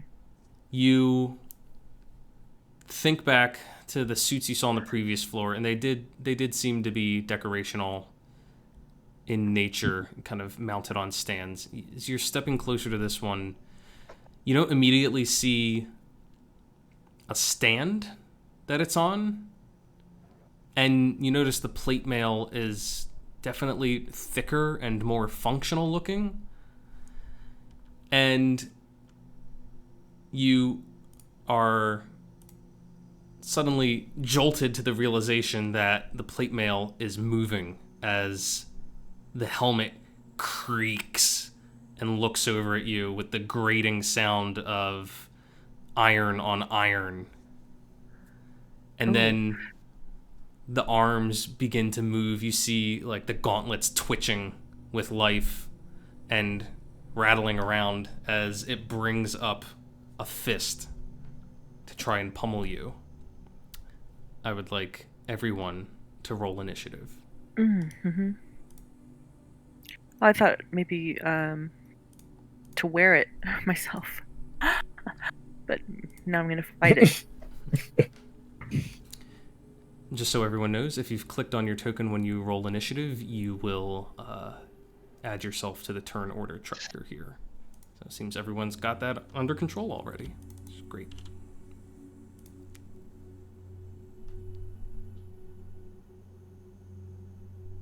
Natural 1. How high is this banister here? It comes up maybe 4 feet. Mm-hmm. All right. Jaren is the first to act. I will stay where I'm at and cast good old firebolt. Okay. Yeah, you have enough of a shot there for clean attempt, and you do indeed hit it with your firebolt. So you can go ahead. Did you give me the damage already? You did. 10 fire damage. Wow. Oh, Okay. that's a really good roll. Right off the bat, you Walking blast smile. it. You blast it with fire, and the already black armor it gets singed. You see this bolt of flame kind of expand and spread across the chest plate, and it just burns off the layer of dust and cobwebs as it does so. It smokes and it stinks pretty bad.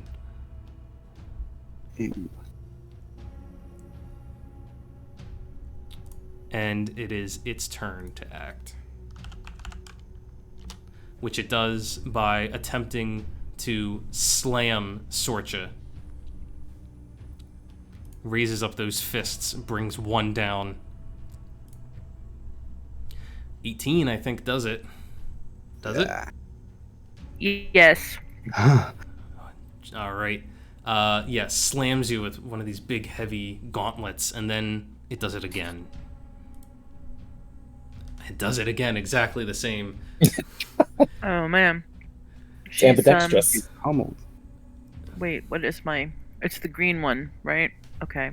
Yeah. Oh, she's down.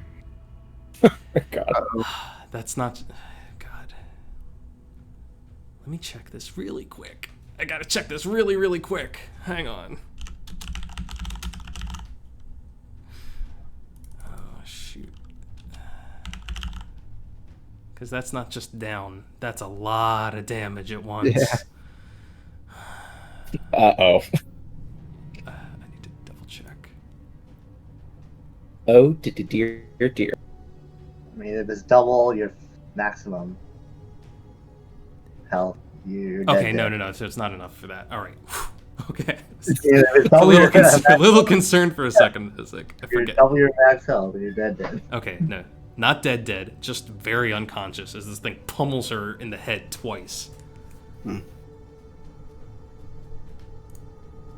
All right, Birch.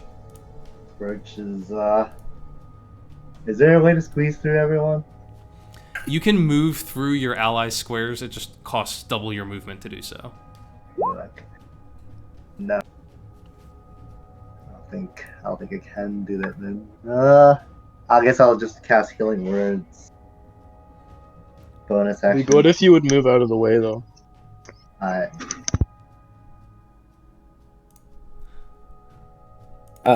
Birch, you watch as O kind of crouches down as soon as he realizes that something's happening and lean against the wall of the staircase, trying to be as small as possible, cradling the candle. Not again, please. We just got here. You can cast Healing Word and you can roll those hit points. You can barely make out Sorcha sprawled out on the ground from where you're standing up above you. And then, yeah, you can do, if you want to take any movement, you can do so. Ooh, only 3 health. It's enough. Enough to get them up, I guess.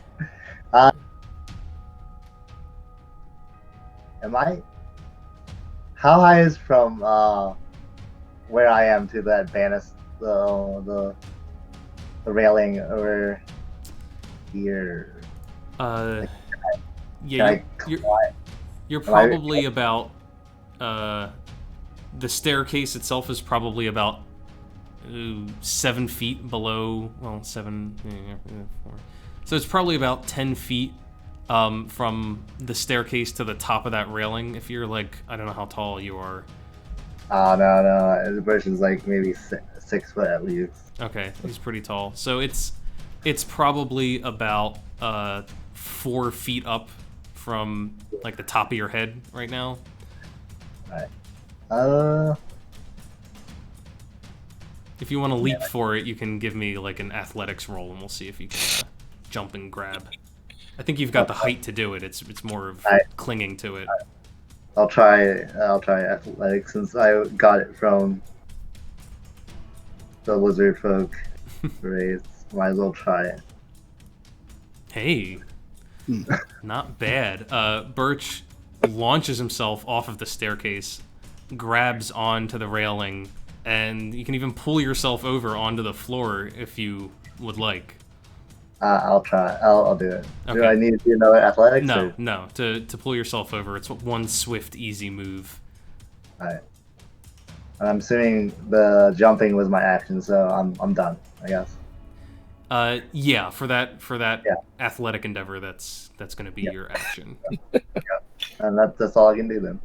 All right, Sorcha, you are conscious once again. Yeah. And then she comes back just as the lizard man just appears on the other side of the balcony. Okay.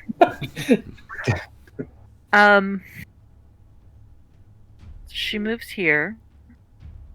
And she's going to try and push this guy Okay, yeah, you towards can. the balcony rail. She just wants to. She bashes with her shield and shoves.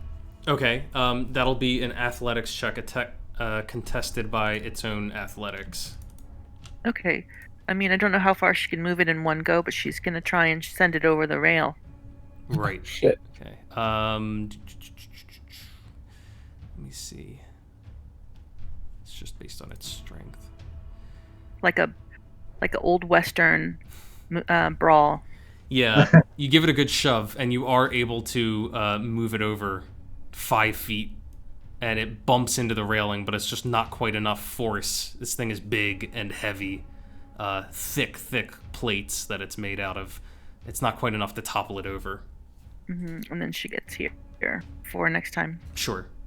Okay. Oh. All right. Well, great. So from his crouching position, he's just gonna kind of point his finger and mutter jump and cast command at the animated armor. Okay. Let's see.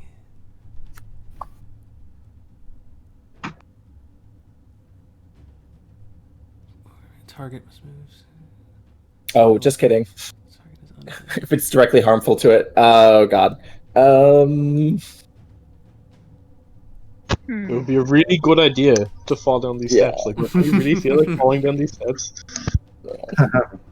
I guess I would know that it would be harmful to its health if it jumped.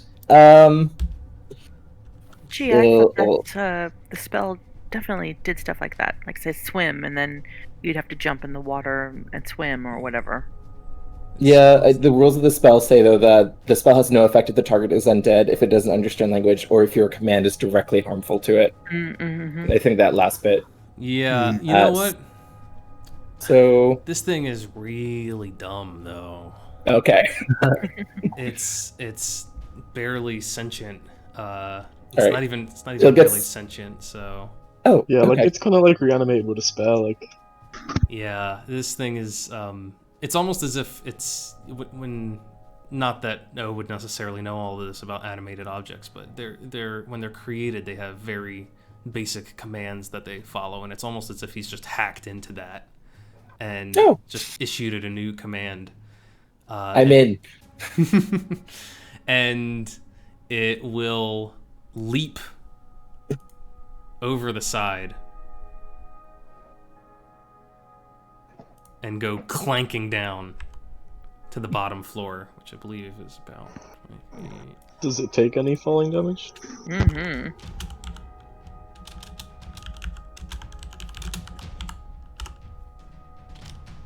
Oh, come I on. really hope so. Be nice if it did.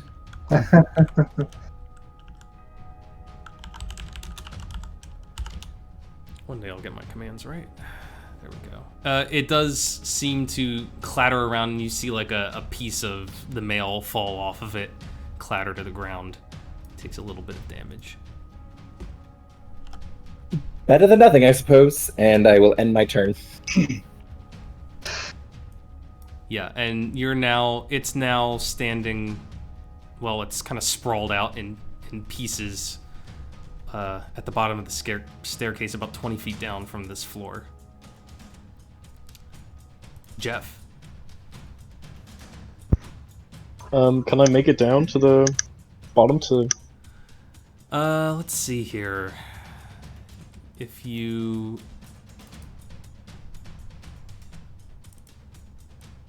I like to head as far down the stairs as I can, anyway. Right. So you're kind of right here, which means you'd have to go 5, 10, 15, 20, You're gonna take it on? 30. You wouldn't quite be able to make it there with just your movement, but if you dashed, you could get all the way to the bottom. No, I'd like to just like get as close to it as I can and then take a shot at it with my hand crossbow. Okay, so you are standing on the staircase about like 6 or 7 feet above it, down here, and you take a shot with your hand crossbow. Give me that attack. Okay, 24 is definitely a hit. Give me the damage. What is that? 1d6. I believe it is. Actually, if you just hit the hand crossbow in the chat log underneath the roll, it'll give you the damage roll. If you just click on that. Yeah, okay. like that. There we go. But we'll be taking the first thing you rolled, unfortunately for you. So 3 Rip. points of. Well, don't forget the +1 piercing damage.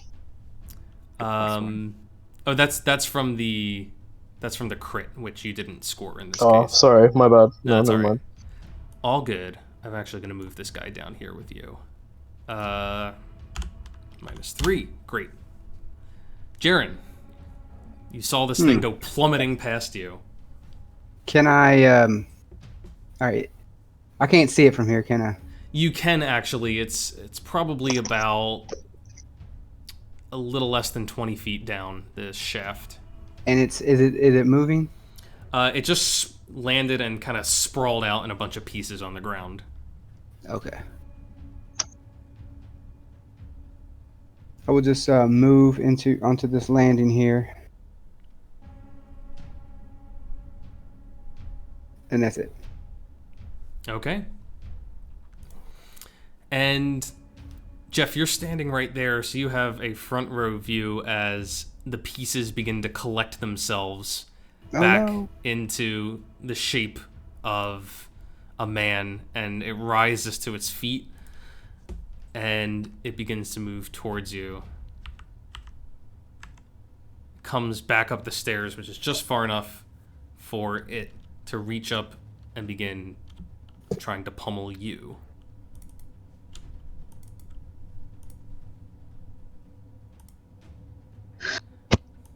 Don't think a 9 is going to do it. Unfortunately. And neither will a 10. I'm safe. So maybe it's still a little bit rattled, and you can see that the chunks of armor have not actually come back together the way that they should completely. And it's Does getting up from prone not cost an action for the suit of armor? it costs it half of its movement, as it does for all creatures. That's fine. No, just clarifying. That's fine. Yeah. So it is back on the stairs and looking ready to brawl, but clearly doesn't have its mojo back quite yet. Birch, you're up. Oh, I'm so sorry, Birch. Yeah, me too. Completely fucked up your plan. Was there a After everything plan? you went through. I don't know. I just came up to like maybe support, but I guess the support went away. Mhm.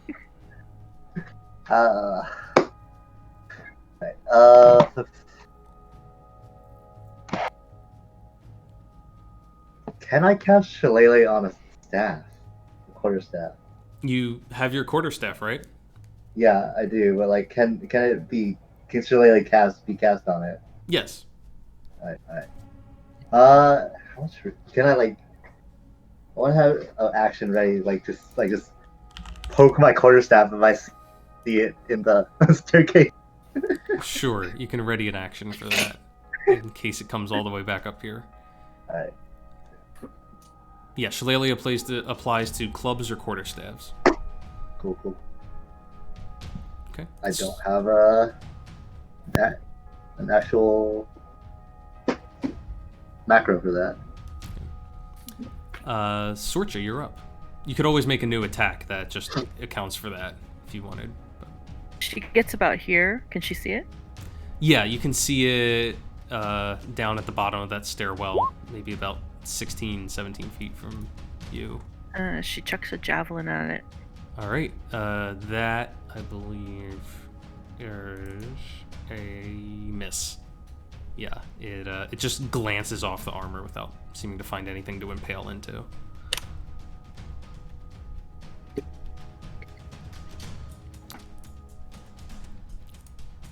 And that's it for your turn? Mm-hmm. Okay. Or can she squeeze past?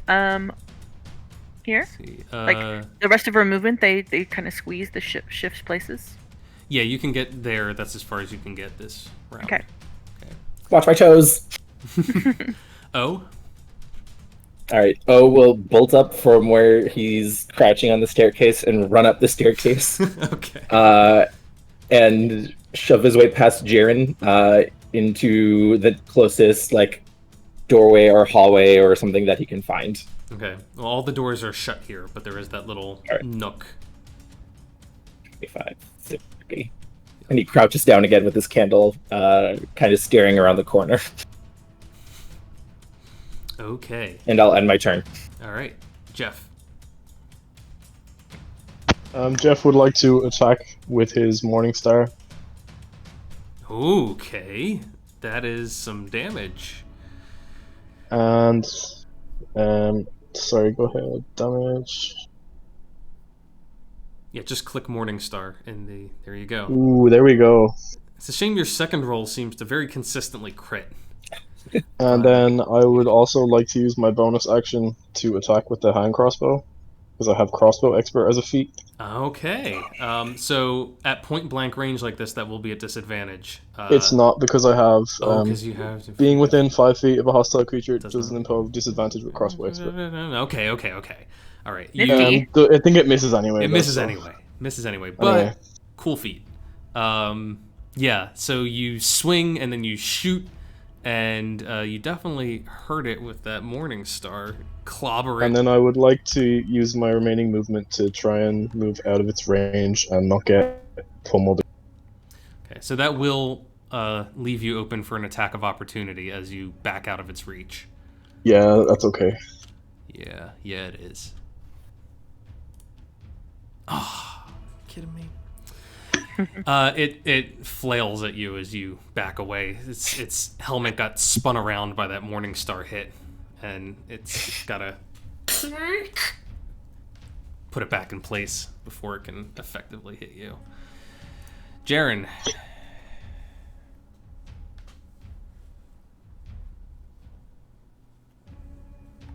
Chris. Mr. Cloudweave. Paging Mr. Cloudweave. Sorry, Cloudweave. I already came in the house and it was noisy, so I had it muted and I forgot. But I move over here. Can I see it if I lean over? Yes, you can. All right. It I'm gonna is. cast a spell. Actually, can you see it? Yeah, you can make it out. It's a little obscured, but enough for you to Leaning get a shot. over the railing. Yeah, you really gotta like angle it in because it's on the bottom set of the stairs now, so it's like underneath this. But that's a hit. That's a hit. You blast it even further. Poor thing is really taking a beating. It's going to try to return the favor. Once again, it starts clambering up the stairs. It's got its helmet on straight now. It's got its gauntlet situation worked out. It's going to try to smash in Jeff's face. Oh dear.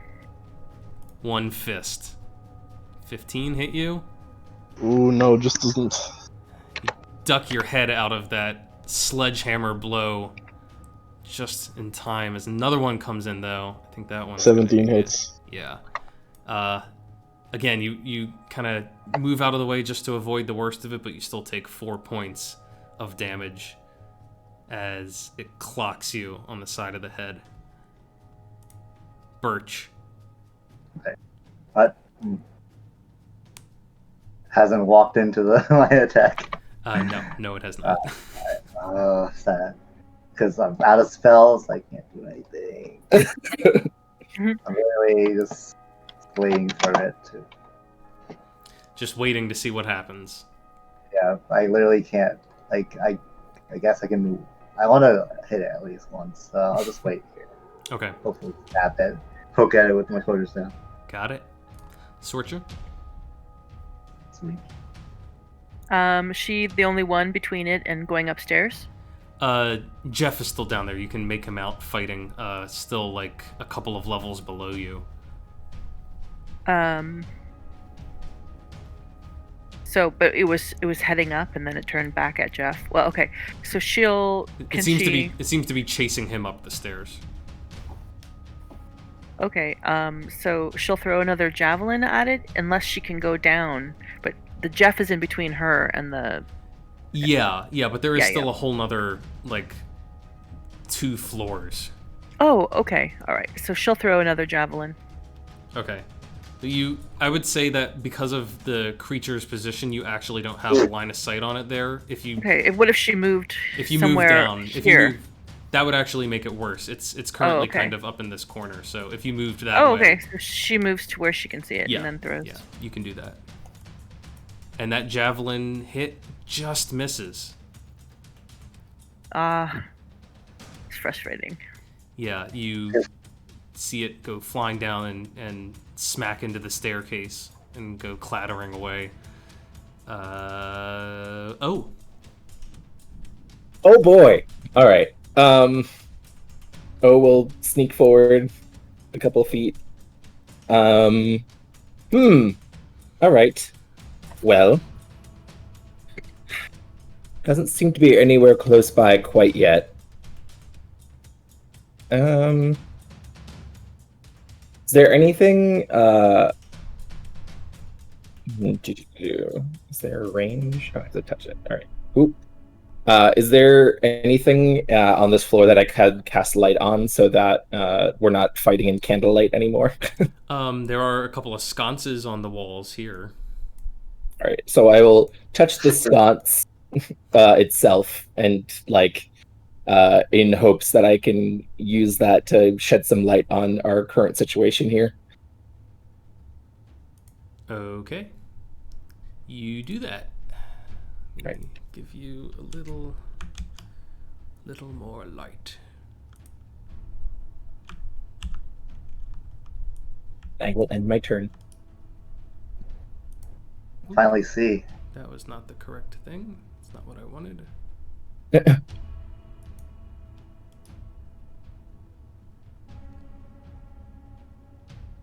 I guess it'll do. Is it actually lighting up the room? Mm-hmm. Okay, good. Yes. Great. And it's Jeff's turn. All right. I'd like to again just make an attack with my Morning Star. All right. Have at it. Not quite. Oh, God damn it. And again, I'd like to try and go with the hand crossbow. And again, I don't hit. Rip. Yeah, no, it's just made of pure metal, and in this case, it's just blocking your attacks with its pauldrons. Kind of leans its shoulder in and just takes the blow without any harm. You staying put, or I end my turn. okay, you stay put right there. Yeah. All right, Jaren. I will move further down the stairs just to get a better shot at it. Okay, so as you're descending at that point, it's actually out of view because it's like directly below you.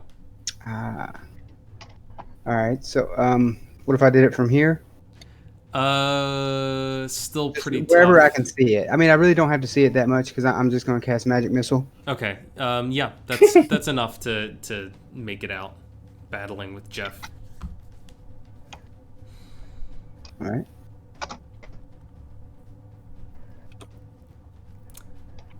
"10 points of force damage as 3 little missiles come flying out of Jaren's hands?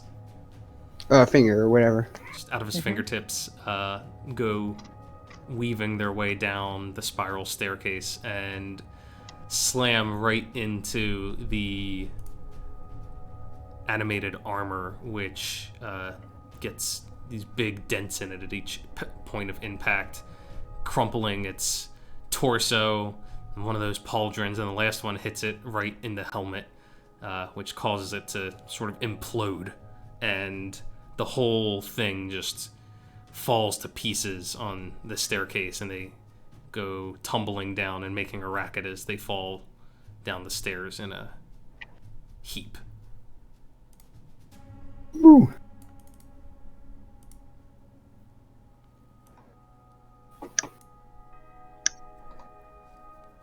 What was that noise? That was me going, ooh. Oh, I was going to say the sound of the armor exploding. Ah. In character.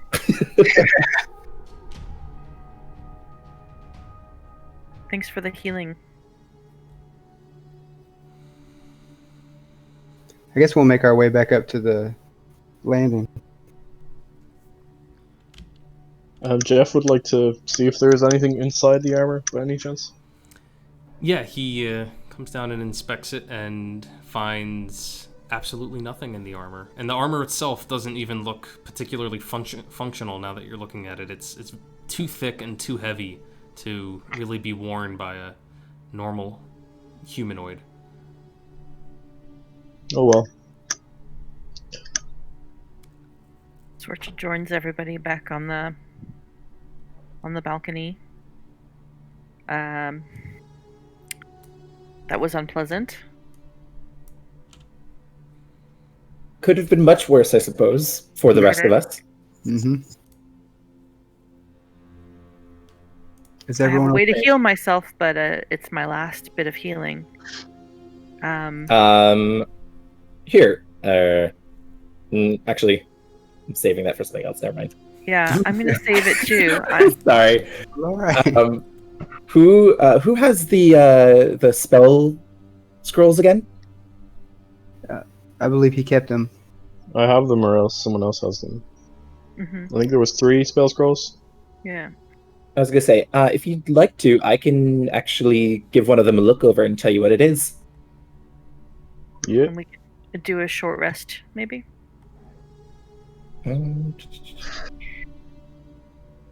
If that's all right with everybody. That's great with me, because I do want to save the way I can heal, because I can heal diseases, or I can heal poisons. So I don't like to use it unless I have to, just in case something like that happens.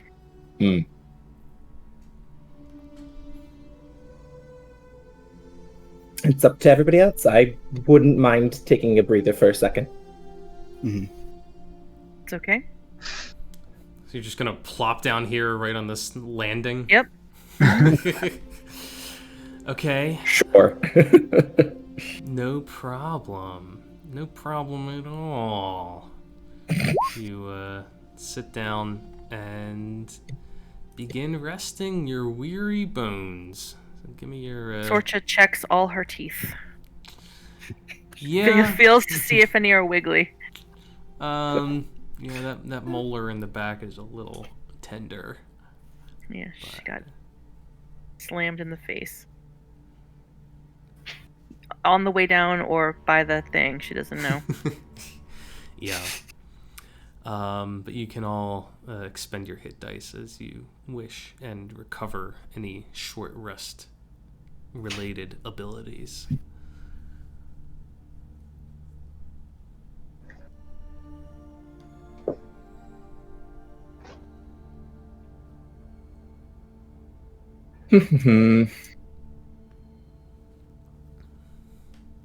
DM, quick question. Mm-hmm. For the identify spell, if I cast it as a ritual, I still need the material components, correct? Identify.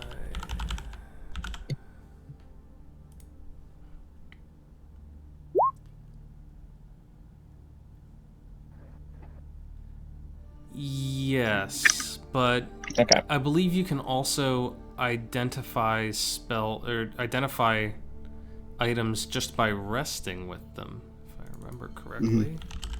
That's like a good, if you need it right away, you need to know what you're looking at. Okay. I'll spend the few minutes that we spend up here looking over one of the spell scrolls. Okay. Trying to see if I can deduce what it is. I'll start looking into one of these books that I found downstairs. Okay. I'm going to let you go ahead and identify all 3 of the scrolls over this rest. I'm not 100% on that rule, but I'm pretty sure that's the case. So you guys are just going to get it for now. Okay. So you identify the 3 scrolls. Let me look them up again real quick. All good. Okay. You identify the 3 scrolls as being, each of them is different. The first one is a bless spell. The second one is protection from poison. And the third is spiritual weapon. Very Okay. nice. Sorry, how exactly do spell scrolls work? Do they have to be cast by someone who has like magical ability? In order to cast a scroll, the spell has to be on your class spell list. Yeah, that's fine. I don't need them then. Spell is on your class.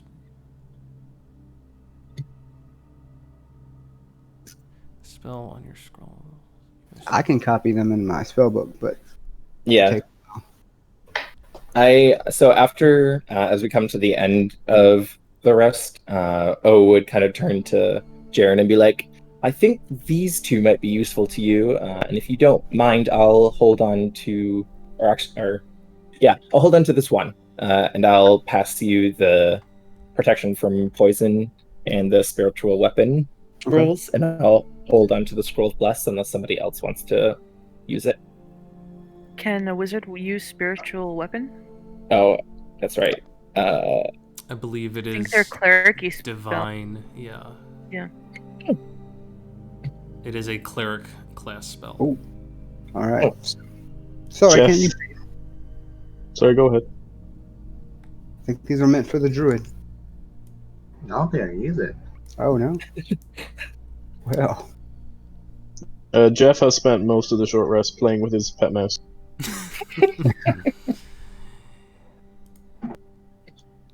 Who he is keeping away from the... Do we still have the familiar? no, I never. No, it's okay. It takes an hour. Do you want to do it now?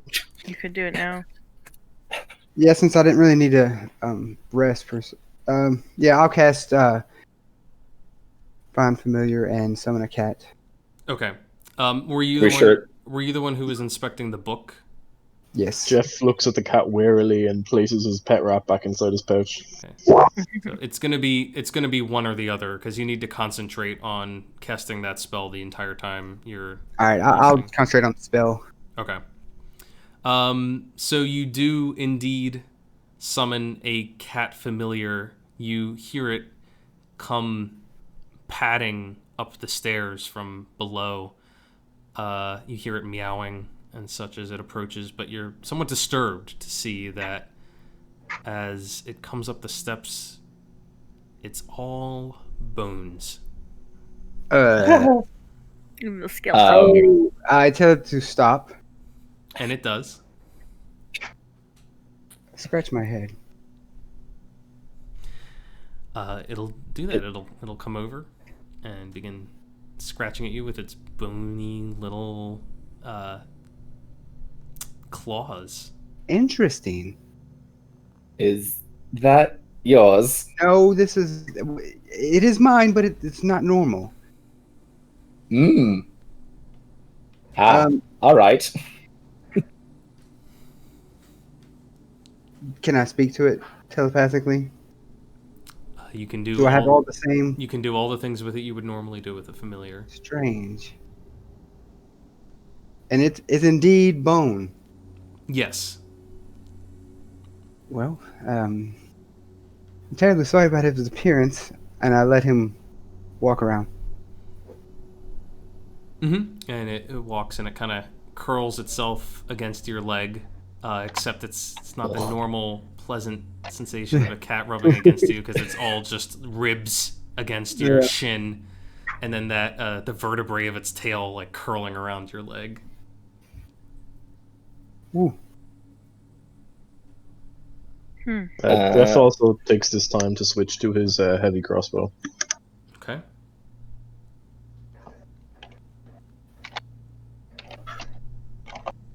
Did anyone else notice some of their spells?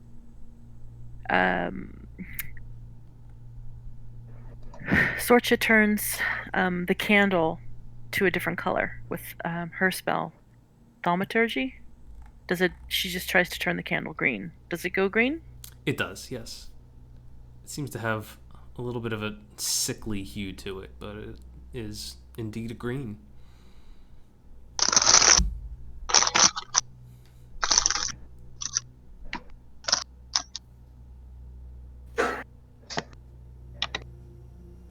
O will open up his pack and put the scroll of bless into it, and he'll kind of hold on to the scroll of spiritual weapon,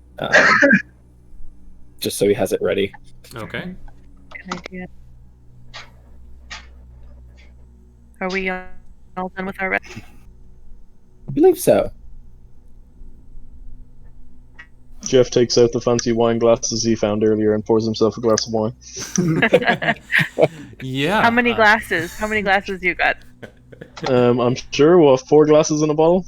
Mm-hmm. Yeah, I mean the case of glasses had like, I don't know, 8 of them in 4 there. bottles? No. We've Yeah, got a sure. few bottles, so. I offer everyone a half glass of wine. I'll take it. Jaren takes O it. will kind of pass on it. I don't do well with drinking if Sorcha is involved in the sport. I'll have half a Jeff glass. immediately I'll have his imbibes half. the extra I'll potion. have his half. Yeah. Drinking Okay. with Sorcha usually leads to me not being awake for a few hours, so I will restrain myself this time.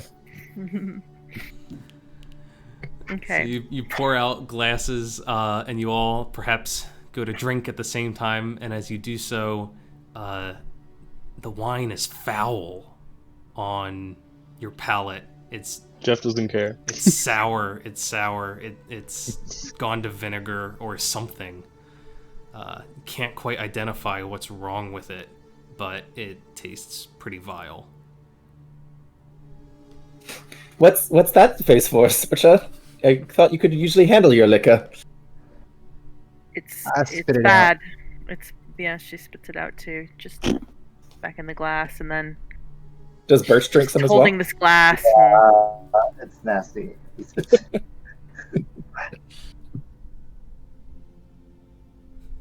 Hmm. All right, How- I pack up the wine and we get moving. Yeah. Disappointing. Hey, Okay. I still have a bottle of sherry.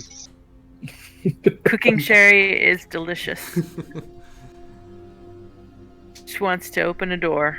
This is fun. Take your pick. This door on the very south of the map. Okay. You open the door. Just without a care in the world, opening up the door. Mm-hmm. She ain't scared.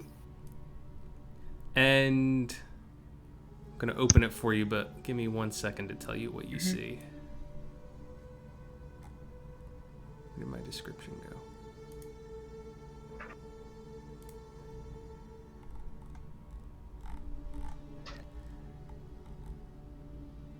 Okay. Dust and cobwebs shroud an elegantly appointed bedroom with a large bed, 2 end tables, and an empty wardrobe. Mounted on the wall next to the wardrobe is a full-length mirror with an ornate wooden frame carved to look like ivy and berries. You also see 2 doors on the north wall of this chamber. One of them is here. A larger double door here. You can see that there's some stained glass paneling on these double doors.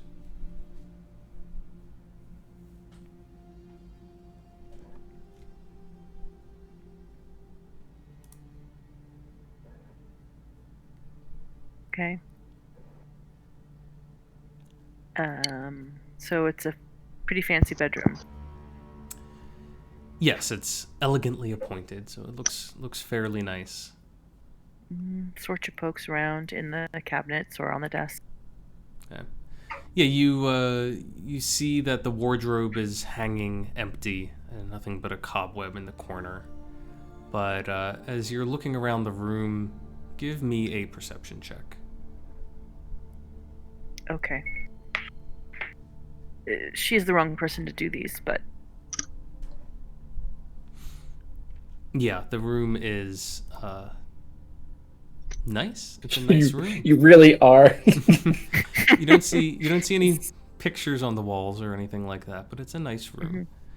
I check out the bed. Yeah, go ahead and inspect that. Is there dust on the bed? Has anyone slept in it recently? The whole room does appear to be dusty. Yeah, it's caked in Christ. dust on the leg on Chris. the. Alright. Man. Jeff says, I have a bad feeling about this.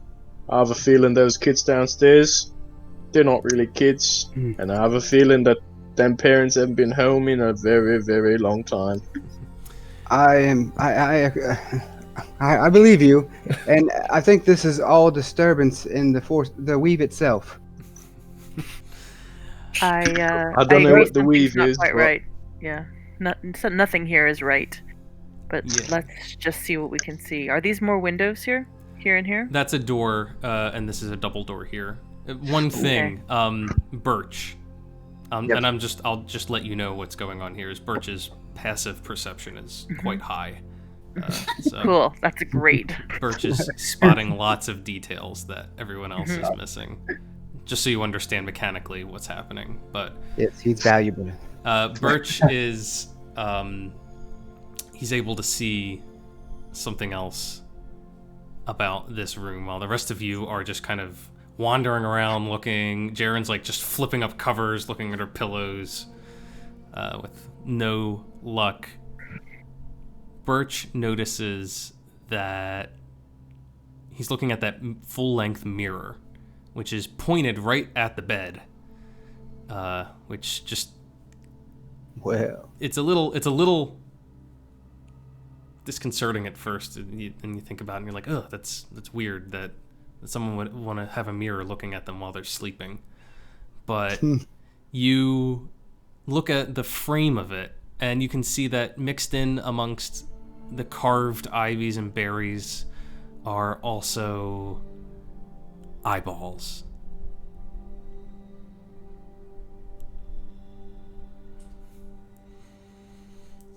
I mhm. tell the group that like there's eyeballs Well, carved in skin.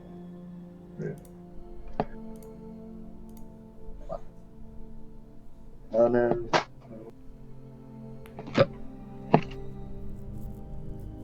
Awesome. We should get out of here.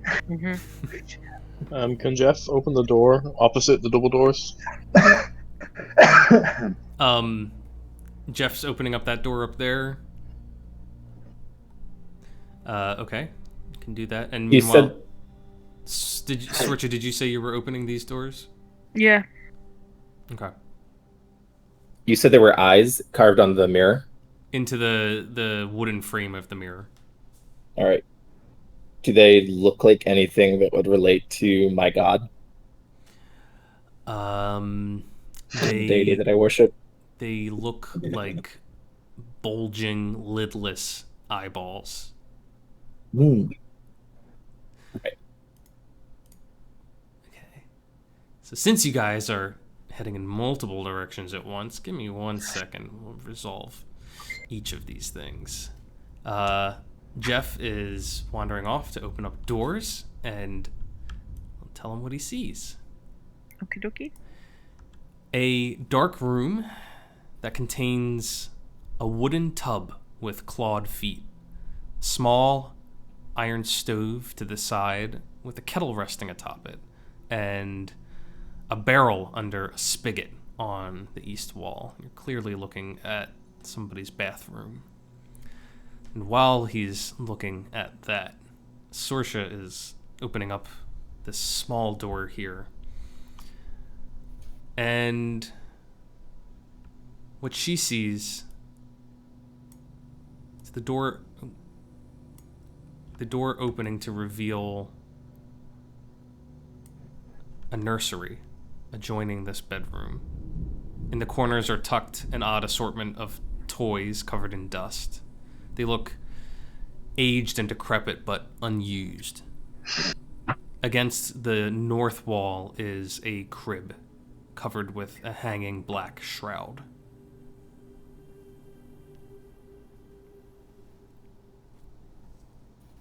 that's never good.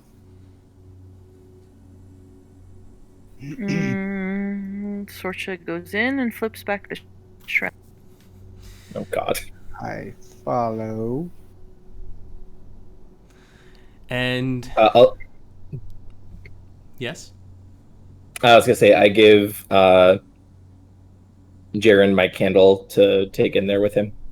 I grab it. It's no So they longer can see. green. so as you step into the room, you flip back this shroud and you see a bundle of blankets on the bed, and you can't see what's in it because it's swaddled so tightly, this little tiny bundle, but you swear that you see it shift slightly. So the baby was born, stillborn. I don't That's know what if the you letter should- said. I'm gonna look. Oh God.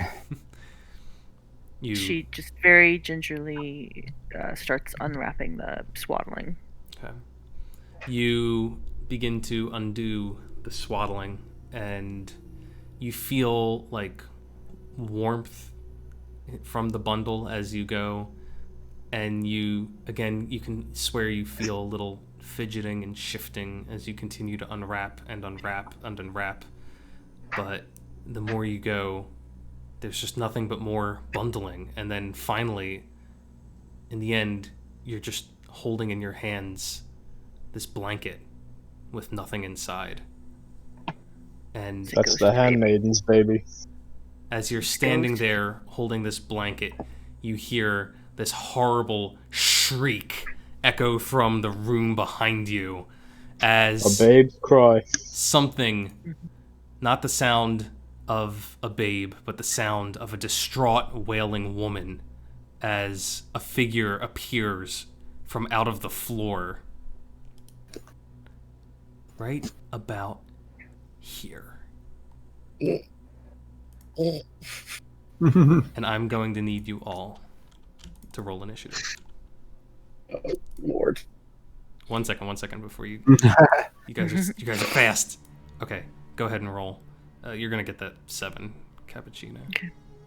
But go ahead and Oh my roll God. it one more time, just to. There we go. My initiative rolls suck.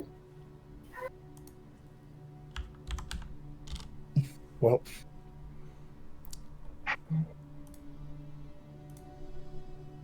Ooh, you guys are lucky.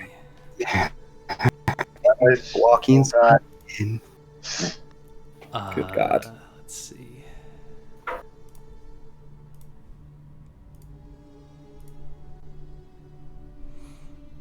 This thing has appeared and it's shrieking, and you can make out something just ever so slightly familiar about the distraught eyes of this figure as its mouth dangles open longer and lower than is natural for any living being as it howls at you. Birch, you're first to act. Alright,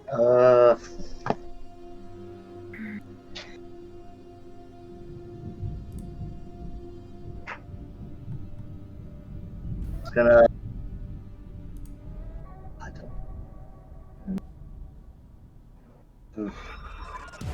Does it look like it's gonna attack if I?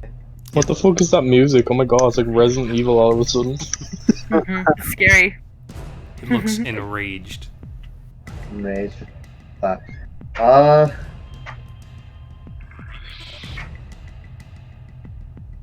I'm just gonna shillelagh my club and get ready. If it gets closer, I'll hit it. If not, then I'm just gonna stand here. Okay.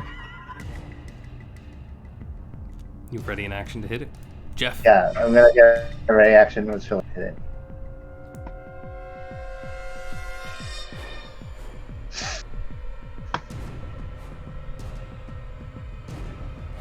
You're up, Jeff. So Jeff moves to try and get a clear shot with his heavy crossbow.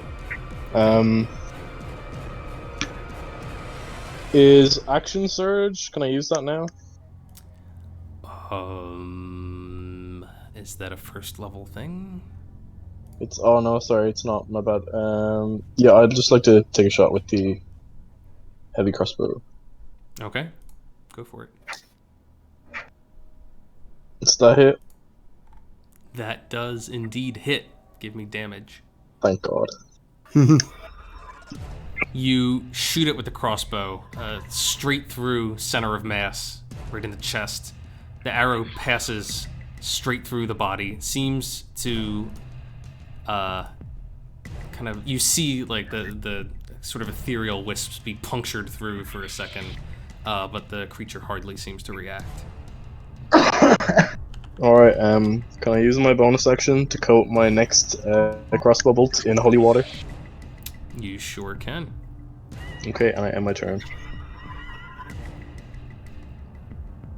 Jaren. Okay, I will try to move to where I can see.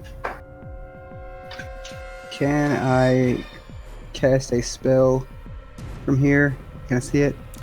You can. If it's a ranged attack, it's going to have some cover because Birch is in the way. But if it's just a will save, it's not an It's a issue. ranged attack. Okay, so it will get a little bonus to its AC. Alright, what if... Let's see, I moved 10 feet there. Or 5, 10, 15, 20. What about here? You can get an open shot from there. I cast a spell.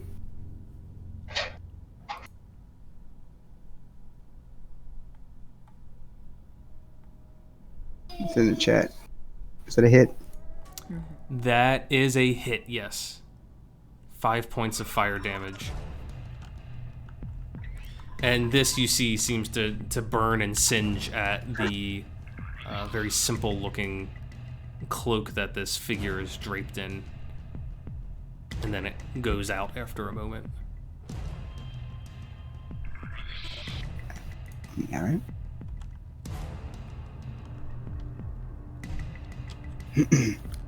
Anything else? No, that's it. I mean, Okay. Oh.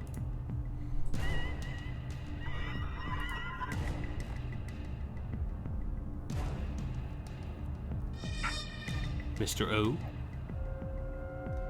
Oh no. Hello. Testing. Oh no. Yes, Testing. we got you. Alright, sorry, my audio is being weird. As I say, I don't know why things keep happening to me this evening. So will back up a few feet and kind of slip into the room behind Sorcha, in the room that they just came from, and kind of cower behind her. Okay. So he just moves. And he'll hold a spare the dying in case somebody goes down in the next turn. Okay.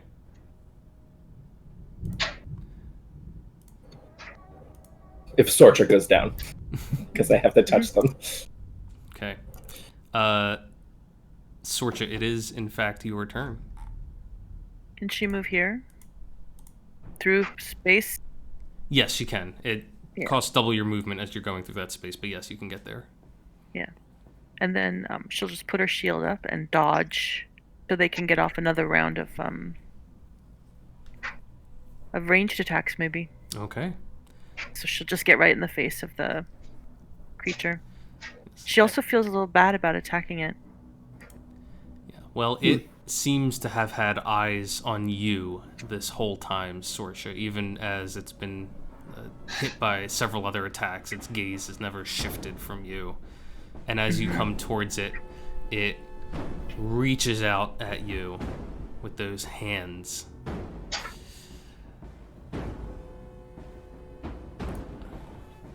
Oopsies. I did the hit points wrong. I added them on. Yeah, you're at 12. Yeah, 12. Okay. This is, let's see if this hits. What is your AC? Okay. It's 20 with the dodge. It's 20. Well, Unless she's doing it before she even gets there. the dodge doesn't actually increase your AC. It just gives the attacker disadvantage. Got it. On the attack roll. So, normally it's 18, right? Mm-hmm.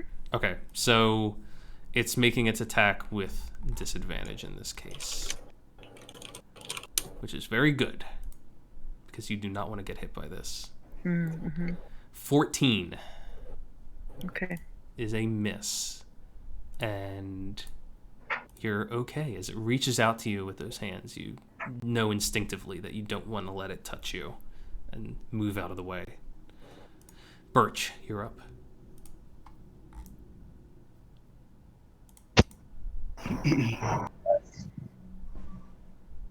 Whack it with the shillelagh now.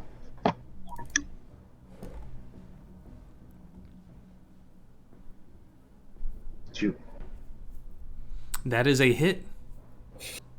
God. 10 points of bludgeoning damage. And let's see.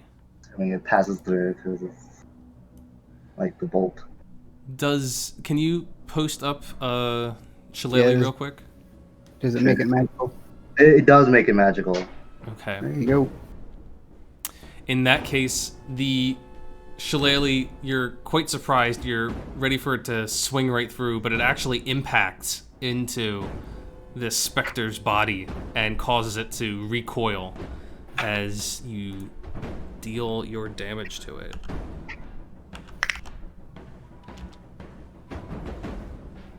Anything else from Birch?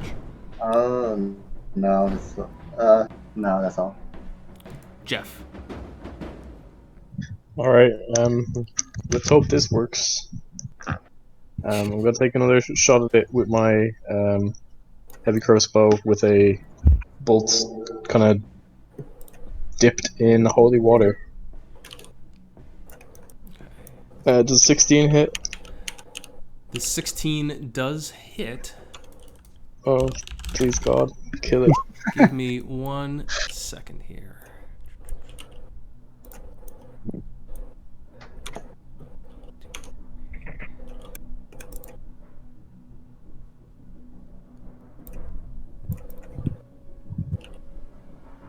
Okay. Roll me 2d6. Okay.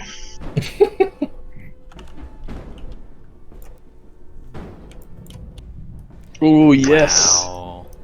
And your bolt once again passes straight through its body, clatters into the wall behind it, but this time the little hole that you saw punctured through it, rather than just sort of closing back up, it seems to keep expanding as if it's being eaten away at something that just goes further and further through its torso, eating through its whole chest, and it begins to scream and wail in horror as it looks down at its own disintegrating body, and eventually it goes down to the legs, out to the arms, and all of it is just fading away until only the head is left.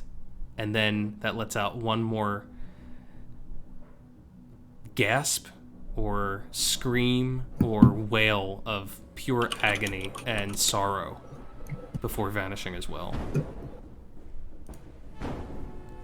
Did something happen Well, to I'm my sure voice? glad I brought holy water. Yeah, me too. Did Yeah, something did happen to your voice. Oh, okay. You're good though. You got it. Sounds Might have just better. been like a connection thing. Yeah. Yeah, no, it's all good. Sometimes Discord does that, but Yeah. you got it is the short version. Nice. And it's gone. What you got that holy water for? Just in case you Just run happened into to any happen. vampires or undead. Well, I'm grateful that you brought it. You I sure am. I bring it everywhere. comes crawling out of the room, like literally on all fours, and it's like, who was it blessed by? I don't know. It was blessed on a monk in a monastery on the way here. I didn't get his name. Oh, all right. And he'll kind of get up and dust himself off, clutching the scroll to his chest. You did great, by the way. I no sarcasm when it is thrown at me. Let's just keep going, please. So So I disturbed the thing that it was I disturbed the ghost baby. Can I that's inspect why the it body attacked. of the, what was it, a white? There is no body left. It's No, disintegrated it's just into nothing. completely, no ectoplasm either. There's no little puddle of ectoplasm on the ground now. Oh. So we still have this door over here. Yeah. We still have a double doors at the top of the Yeah. room. Yep. We have these doors. Let's finish this room. Okay. And You Alright, Jeff would like to take the lead this time and switch back to his mace and hand crossbow. Sounds Yeah, good. I'm still holding the candle and my book in the other hand. okay? You take up your positions, and you throw open these double doors. You could see light coming through the stained glass panes in them, but now with it out of the way, you can see a 10 by 10 balcony with a wrought iron railing that affords you, well, you're not really sure what it affords you a view of on account of the very thick fog that is everywhere.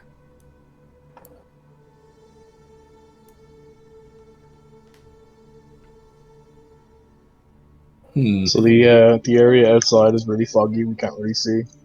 Yeah, you can see maybe as far as like an arm's length out from you, but beyond that, it's just this veil of shifting gray and white mist. Is there anything out here on the balcony at all? It seems to be empty. The pavers under your feet are slightly damp and slick, but it seems to be Alright, empty. seems like a dead end. We should head the other way to the double doors. Agree. Before we leave this area completely, O will kind of lean over the railing and look up. Can you see anything else above, like from leaning over and looking up? Is there anything he can see besides just the facade of the house? You see another floor above you. You see more windows set into the kind of sloped roof of the house. Okay, and it's just like another solid room right above us as well. It seems like from what I can see. I mean, just directly above you is open air. There's nothing else overhanging this balcony, but if you look up, you can see that there's more, another level to this house. Do we have a rope? We don't. Okay, never mind. Carry on.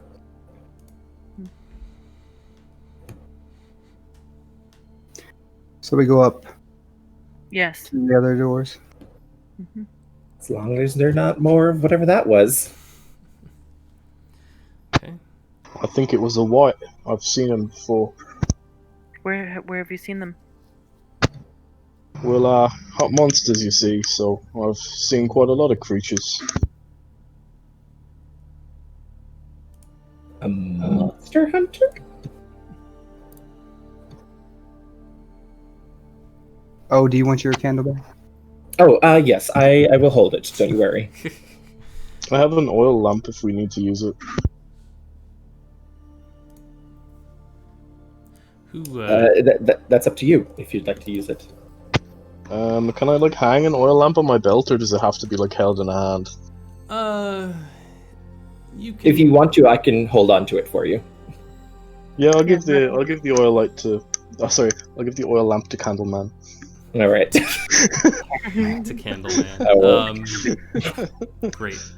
Let me see. Let me check what's your lighting situation right now. Okay, the oil lamp's a little better than the candle, so. All right. How do I remove something from my inventory? You can, if you go to the sheet, there's a little lock you'll see on each section. Unlock it, and then you can delete. Ah, and then I can click delete. Cool. Yeah. Thank you. Okay. You push. All right. Make sure to add the oil to your oil lamp to your inventory. And all. All right. So you push open these double doors here, and you see yourself looking at a master bedroom suite. The double doors themselves have stained glass in them, with designs that resemble windmills. And then within, the dusty cobweb-filled master bedroom has burgundy drapes covering the windows. Furnishings include a 4-poster bed with embroidered curtain and tattered gossamer veils, a matching pair of empty wardrobes, a vanity with wood-framed mirror and a jewelry box, and a padded chair. A rotting tiger skin rug lies on the floor in front of the fireplace, which is a dust-covered portrait of the 2 men and women you recognize from the family painting downstairs, the Dursts, hanging above it. A web-filled parlor in the southwest corner here contains a table and 2 chairs. Resting on the dusty tablecloth is an empty porcelain bowl and a matching jug.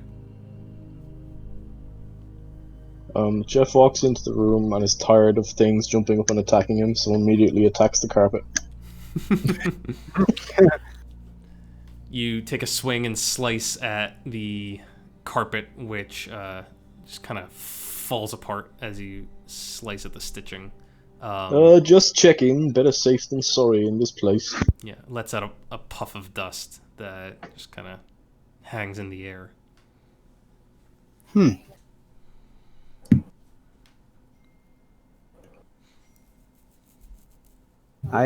Jaren enters the room and walks over to the these cabinets.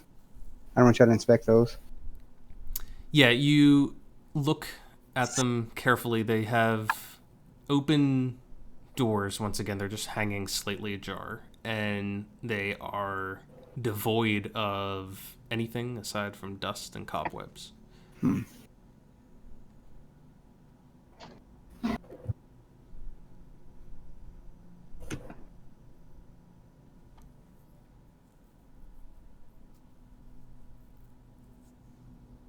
Does the bed have cobwebs and dust all over it as well? Yeah, it's covered with a pretty thick layer of dust. And these are cupboards or something over on the side over here? Yeah, they're like They're empty. dressers. Oh. There is a... Let me see. A vanity here in this corner with a wood-framed mirror and a jewelry box sitting on it. Over here? Here. I didn't see her ping. Still don't see it, unfortunately.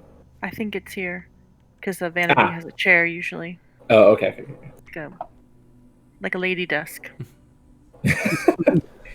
We'll sit down and we'll sit down in the lady desk Okay. and pull open drawers if there are any. Yeah, the chair creaks heavily under your weight. Mm.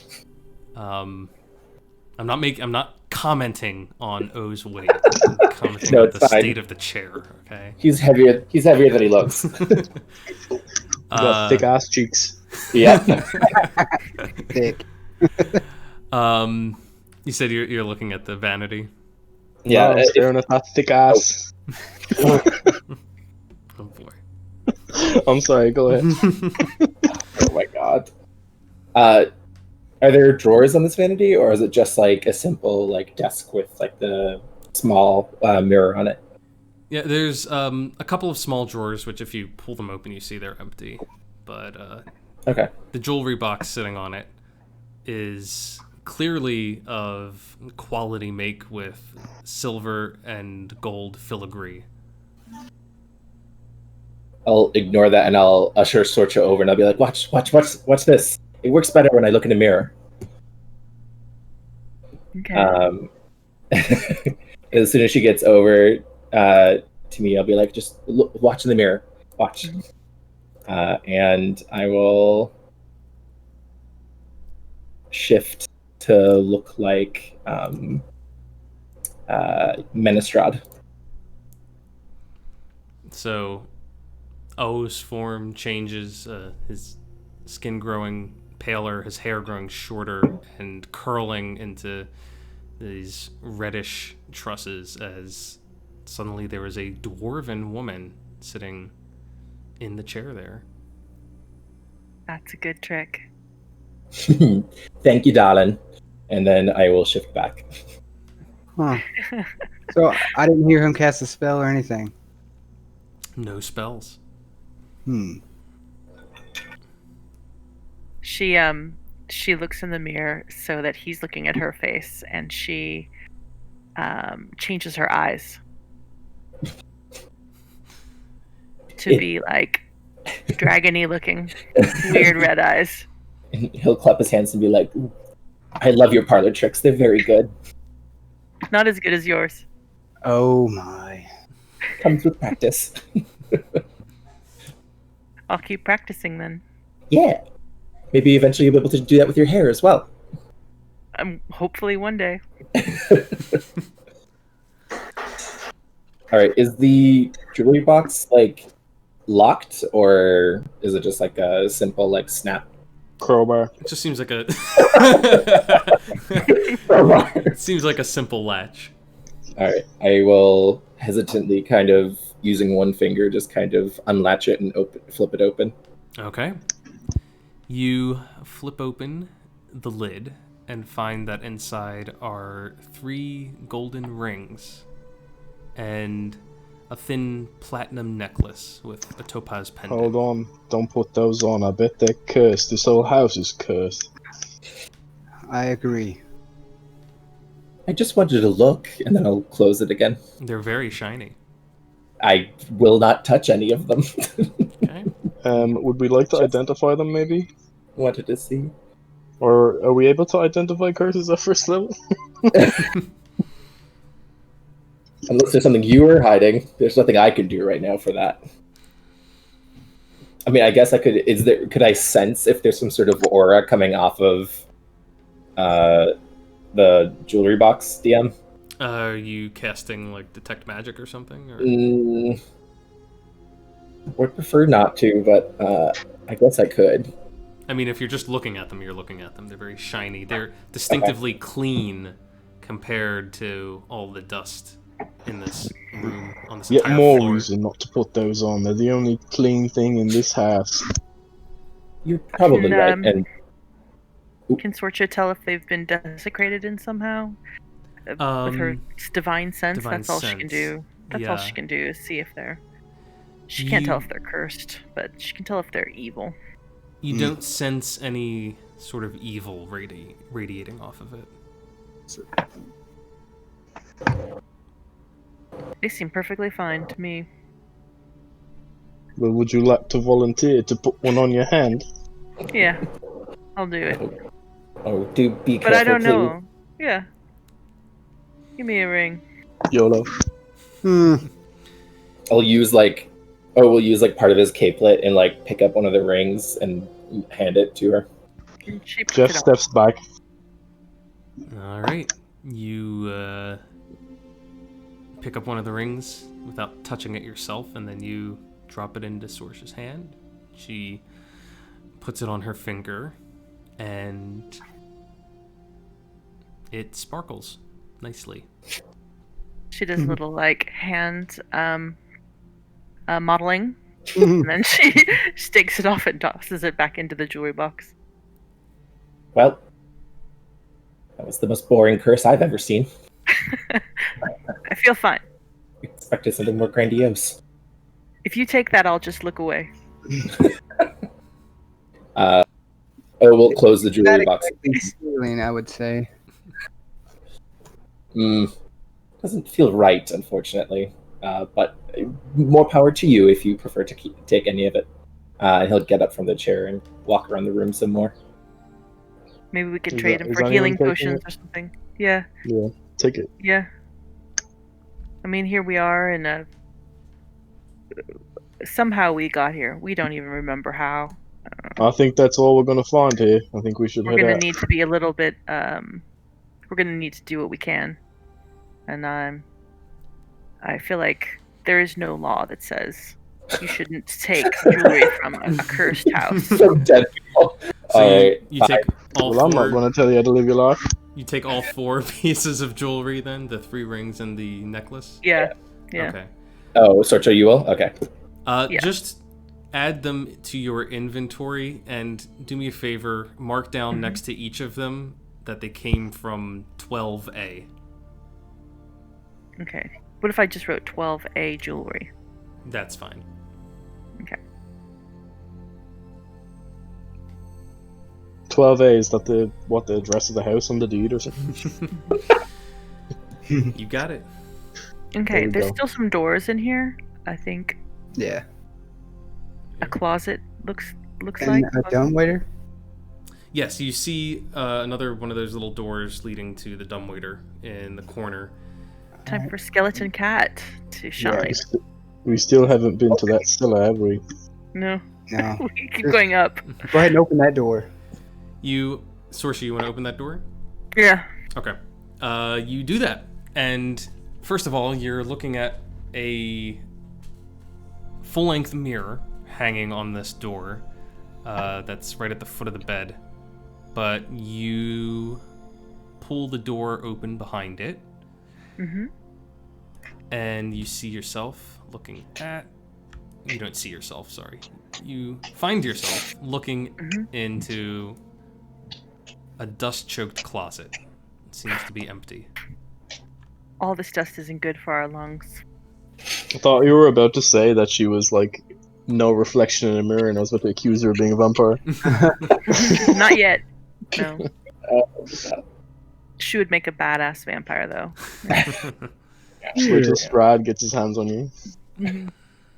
Who's Strahd? Man from the letter. The man from the there- letter. Is there anything behind the bed or under the bed? There's a window in the wall behind the bed, but if you glance around, you don't see anything else. Is there anything underneath the rug? Under the rug. You flip back the rug and find nothing but bare floor underneath. Can I inspect for a loose floorboard? Yeah, give me an investigation check. I will. Keeping more jewelry hidden. Hey, they always keep the good stuff locked away. You search the floorboards of the room carefully, kind of stamping around looking for one that might be like hollow, have something underneath of it, or it might wiggle. You're quite confident that there is no such floorboard in this room. Alright, I think we should head out of here. We found all we found. Maybe we should check out the cellar before we leave. There's a door right here. Last door. Maybe last door. You try that little door. Yeah. Okay. And then I'll try the dumbwaiter.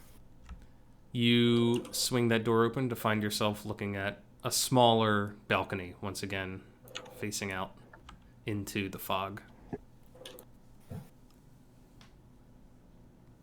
Do the stairs go up again? This is Or the is this top the of top the floor? staircase. Oh, but wait.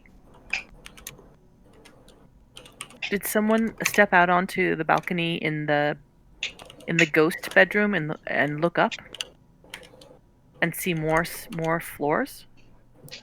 I don't think so. Okay, I'm confused. No, I heard that too, but I think it was just I don't know. Could be an attic. I don't know. Yeah. Mm-hmm. What's the door that's over here? We determined was the dumbwaiter, right?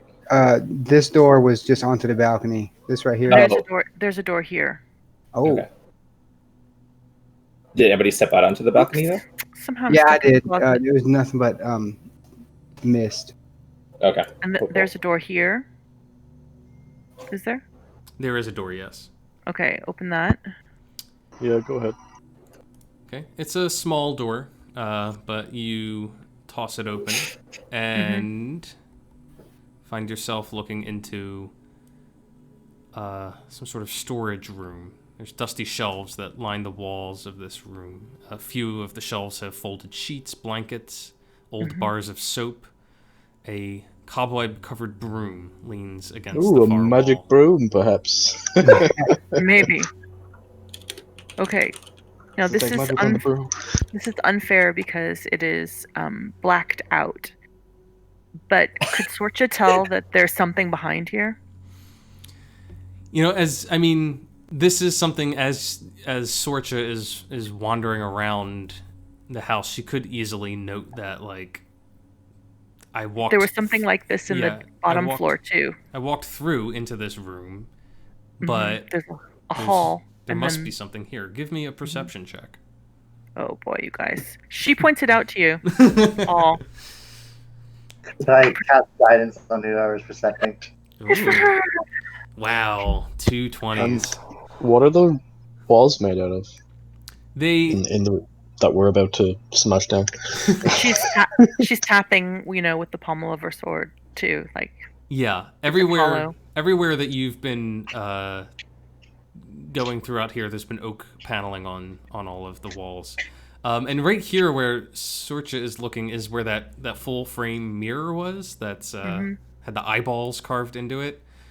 And she's like, hang on a second, there's something going on here. She begins pounding around with the butt of her weapon and poke some eyeballs, like Three Stooges. And you realize that there is indeed suspicious hollowness to it. And as you kind of push and maneuver around the door that was hidden in the wall here, swings inward and reveals Jeff, go ahead. a narrow little dust-choked staircase going up. Well, there's the attic. All right. Really quick, DM, you said that there was bars of soap in this little closet. Mm-hmm. All right, I'm gonna Old pocket. soap. I'm gonna pocket like a couple of bars if I could. Okay. Yeah, this soap Sniff is them. like... Sniff them. Make sure they're not rancid. It's the only thing I'm yoinking right now. Yeah, as you're gathering up bars of soap, Rancid soap. bars of rancid soap, that broom leaning in the corner Oh god. suddenly Oh my flings god, it's an itself animated broom. We're all fucked. at Oh, you. no. I want Wait, you... what? I told you guys to detect magic on the broom, but you didn't listen to me, did you? I didn't hear you say that. You must have cut out because that's a good idea. You said, "Oh, a flying broom." I said a magic broom, perhaps. Oh yeah. Oh Hey, yeah. Wait, I'm that rolling broom initiative? wants its soap back. The broom wants its soap. Give it the soap. Yeah. You have entered my domain. The broom Well, seems it's not very clean, is it? unhappy with you. So Oh god. give me an initiative roll. It's so dusty here, broom. God damn it, of course the your job. only thing I grabbed. Yield soap. Yold. All right. So, since nobody else was God damn it. nobody else was in this room when this happened, it's gonna effectively act as surprise for the broom and for O. So they'll both be taking their turns, and then we'll enter normal initiative. God. The broom is going to... Everyone in the tracker? Yeah. The broom is going to fly forward off of the wall and begin trying to jab at O. Do I have any reactions? I don't think I do. It's going for his eyes. Ah! Please, God, Fails miserably on the first one. It's just kind of lurching forward at first, and so O ducks out of the way. But the second time, it also misses. And it's O's turn. Oh my god, I hate everything. The only thing I had ready really was my mace, so I'm just gonna lurch forward with that and try to crack it in half. Okay, give me an attack roll. With the poor upper body strength that I have. That actually hits it. Okay, cool. For one bludgeoning. You just kind of flail at it and like clack against the wooden handle, but you see it splinter slightly. Well, I have had it. Okay, and now we are effectively in normal initiative, which unfortunately means that the broom gets to go again. It's gonna keep poking. I wish it wouldn't. Ooh, Oh my god! yeah. Holy shit! This time it goes right Pokes for your the fucking eyes. eye out. Fucking god! 8 Just- points. I think you should Excuse lose me. an eye, you Bludgeoning know, that's damage. pretty... And it's not done My yet. god. Oh no. It's going for No. the other eye. Ooh, Oh, 5 no. more points of bludgeoning damage. Is he down? You watch O tumble out of the closet and onto the ground. Sprawls back onto the ground. Yeah, and the broom flies forward and begins to dust his body. God damn it. Come on. Too front. I can't move it in front of O's token. I don't know why, but it's on top of him. Here, do you want me to get out of the way for a second? No, that's fine. Okay. Yeah, you should stay where you are. Okay. And O is unconscious, so give me a death saving throw. Woo! First death saving throw of the game. Doobly doobly doo. Not our cleric. That's bad. Okay. Okay, there we go. All Jesus. right, that's one. That's one on the plus side of things. Oh my Barely. god! You know what? I'm so sorry. I realized that the initiative is completely off. That's okay because all of that happened roughly in the right order, except for the second half. You know what? All's fair in love and war. He's on the positive side of the death saving throw. So, Jaren, you're up next.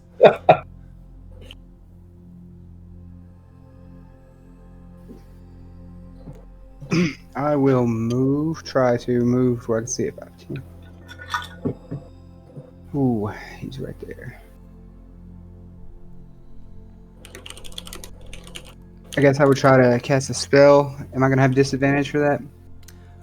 It is actually like right on top of O, so it's point blank. If you, is it a ranged attack? Yeah. Yeah, that'd be a disadvantage. Jesus. Doesn't matter. Fucking god. Yeah, you shoot Damage off a does. firebolt, and the bristles on the broom begin to burn and crackle. Hmm. And I will move 5 feet back. That will provoke an attack of opportunity from the broom. Oh, it has. Oh my god. Wow. Room of Yeah. death! Alright, I'm not going anywhere. This would be the worst D&D ending of any party ever. Oh yeah, we died to an animated broom. Jeff, you're up. Alright, Jeff moves into the space and he would like to, in anger, grab the broom and attempt to snap it over his knee as an unarmed attack. Okay, would be so hang on one second. So the broom is actually. Let me move you back for a second. The broom is actually here. I'm just for some Okay. reason. I'm just gonna move O's token to. Everyone is standing on top of me. It's fine. Oh, crap. Wait, yeah, we can't. You're getting trampled. You know what? I'm gonna throw him up over here, but he's actually laying in that square. So if you wanted to try and push your way past the broom, you can. It's just a small broom.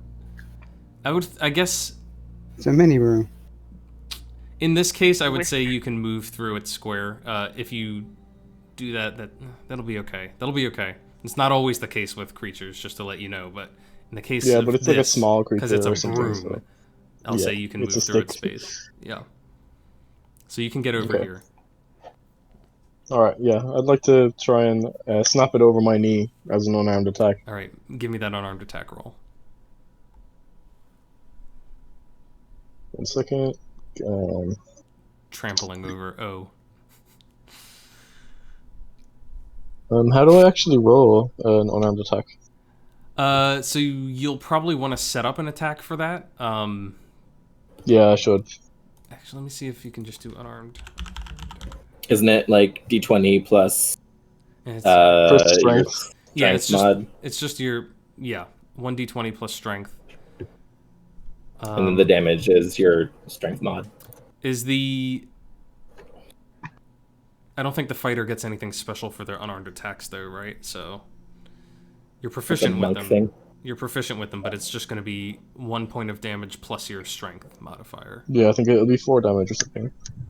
Yeah, that sounds good. So you just need to make the hit first.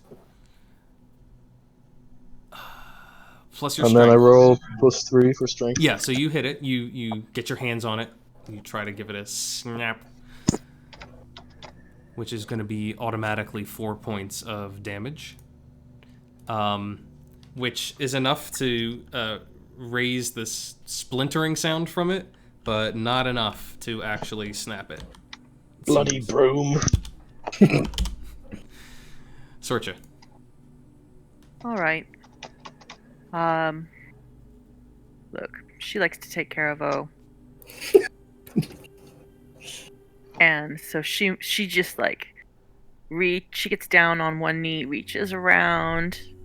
Oh no, he's out of the room. But he's in the room. He's actually in the room. Yeah. So she's just like she's Squeezing between 3 people to touch so it. she's there, she's like at the corner and she reaches in and she like lays hand on his like foot or whatever she can reach. She reaches out of the bedroom, around the corner, into he's probably she's like crawling in there. She's like kind of crawling through Jared's space a little bit. Yeah, his arm is probably flopped out of the closet. It's laying Yeah. Give me. So she get him for 5 points. Oh, nice.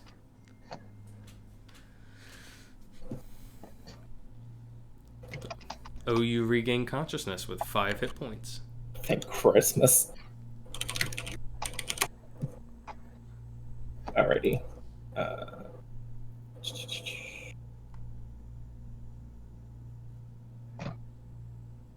Yeah. So you're technically there on the ground. Yep. Okay. Is it my turn? Yeah, it is your turn. All right. So cappuccino, well, was a good idea. It takes a while for me to do the trick you were talking about. Mm-hmm. So I'm just gonna kind of. The broom is on top of me, next to me. Yeah, it's basically squeezed in with you at this point. Okay. On top of you. Am I prone or you're prone. Okay. Okay, I'll get up from prone. I'll use half my movement to do such, kind of squeezing against the wall, and then just like a close proximity baseball bat swing. Just use my mace and. Okay. Swing, bada bada. Nice. That is a Right. hit. Jesus, 6 okay. points of bludgeoning damage as your mace cracks into it right at the spot that Jeff had previously tried to break it, and this time it does snap in twain and collapse to the ground. No longer I remembered to animated. follow through this time. Yes. It's done. Well, that broom sure wiped the floor with you, didn't he?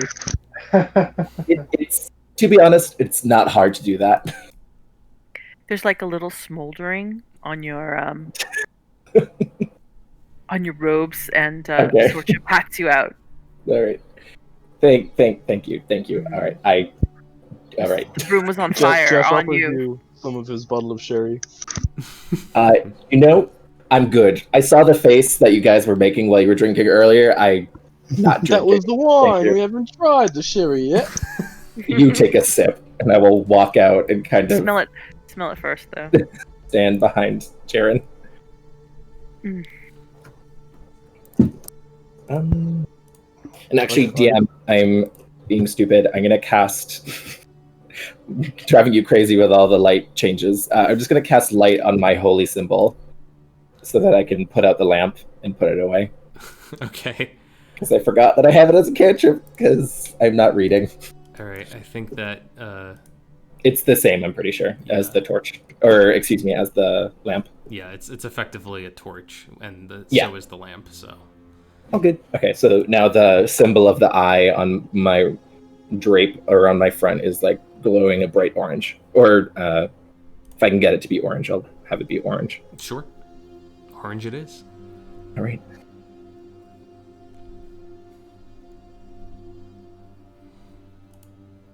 Okay.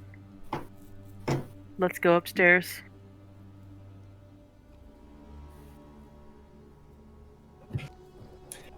If you think that's a good idea. You found stairs? Yeah. Mhm. To a spooky attic. Ooh, let's explore. Mm, This is where we find everything, I'm sure. oh boy. Behind I the don't scenes. know. Those kids were awful talkative about that cellar. Who is going first up the stairs? I After volunteer. you, please. I volunteer to go up first. Okay. A volunteer as tribute.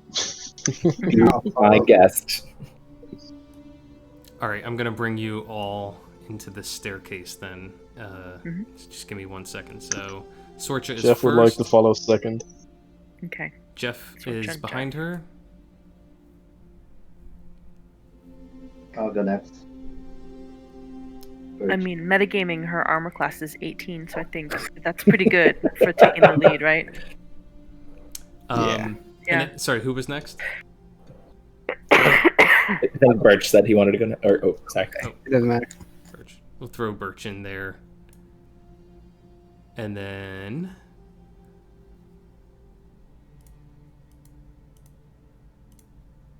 I'm gonna hang out at the back as long as I possibly can. I'm not jumping to anything unless they're screaming. sure you are. Okay. Hanging out in the back is So, you guys descend this narrow staircase. The steps are quite steep. You almost get the impression that this isn't really intended for normal use. Maybe it's just like a servant's staircase or something along those lines. But you head up and up and up, and at the top of the staircase, Sorcha, you see a door in front of you. More doors. Okay. Cellar door. What a beautiful word. Listen. Listen at the door this time, because I learned my lesson. Okay, you listen at the door and hear silence. okay, try the door. You try the door, and the door opens.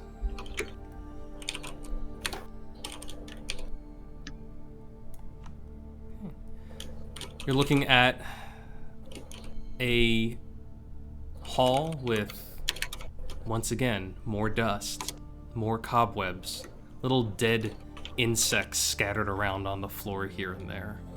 But otherwise, there's just a few doors, one to the south, or rather to the west, one to the east up here. The one right here you see has a very conspicuous, big, heavy iron padlock on it. You also see two doors here and here. Jeff would like to use the iron key he found in the chest on the iron padlock. Okay. Yeah, the padlock door is up here. Sorry, It's all I right. can't see your pings. I don't know where like north, south, east, west Can't is. see Is my there a pings? compass? Oh, you know No. why? Sorry, guys. You're on a different line. I'm pinging on a different layer. How's that? That's perfect. Okay. Yeah, and for some reason the orientation of this map has north this way, so. Oh, Fair enough. But yeah, you pull out that iron key and fit it into that iron padlock, and sure enough, it protests a little bit with rust, but you are able to turn the key and the lock pops open. What's in the room? We can make a perception check, or Yeah, you want to open up the door and take a look? I would like to do that. Okay. You open up the door.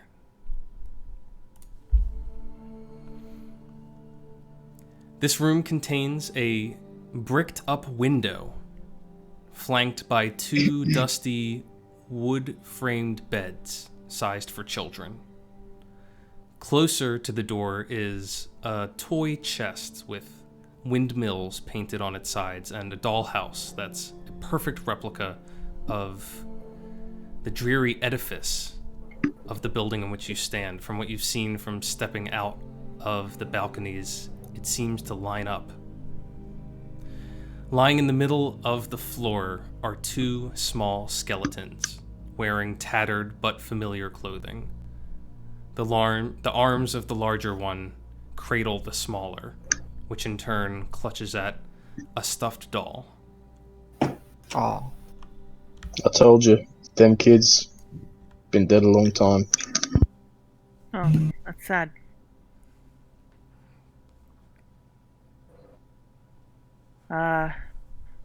Okay. So,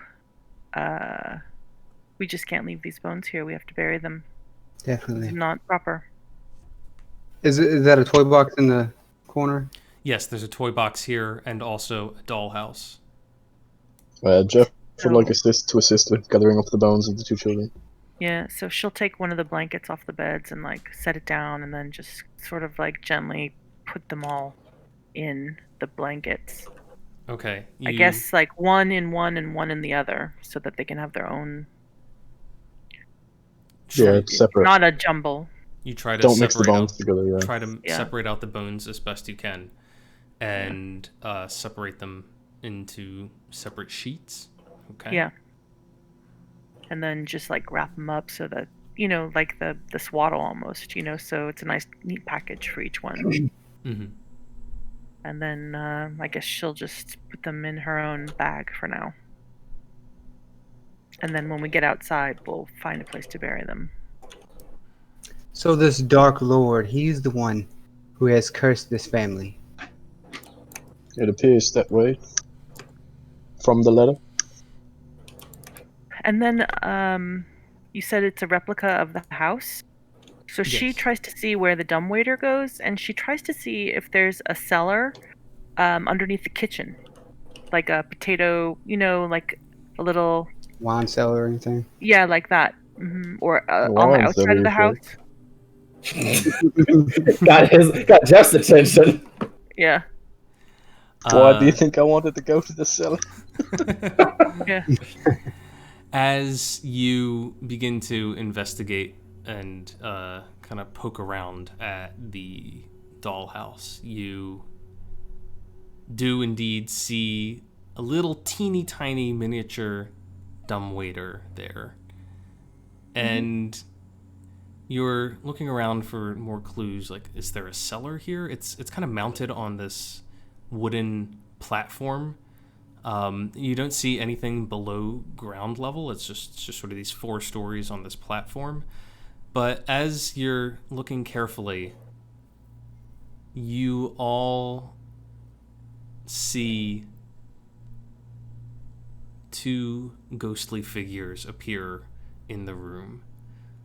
One of them is sitting with its legs dangling off of a bed, and the other is standing by that bricked up window. The same kids. Rose and Thorn. The same kids. Except now they don't look quite so normal. They are very ghastly looking, as if all the color has been drained out of them, and their forms are slightly translucent. And the girl, Rose, says, "Look, if you look on the little dollhouse, you can see where the window's bricked up there, too." What? Oh. Sorcha says to them, "I'm really sorry what happened to you." Is that a question, or is that a statement? No. She just says, "I'm sorry this happened to you." Yeah, I mean, they were locked up in here and died. They look Sad. at the spot on the ground. That's you see the floorboards are still like ever so slightly stained where the bodies were, and the boy says, "We waited as long as we could, but Mama and Papa never came back." Mm-hmm.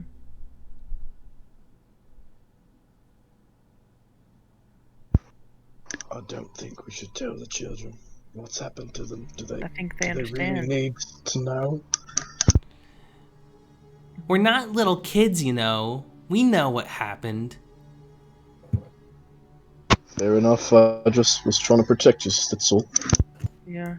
It's a little late for that. So Sorry. you kept your humor. That's great.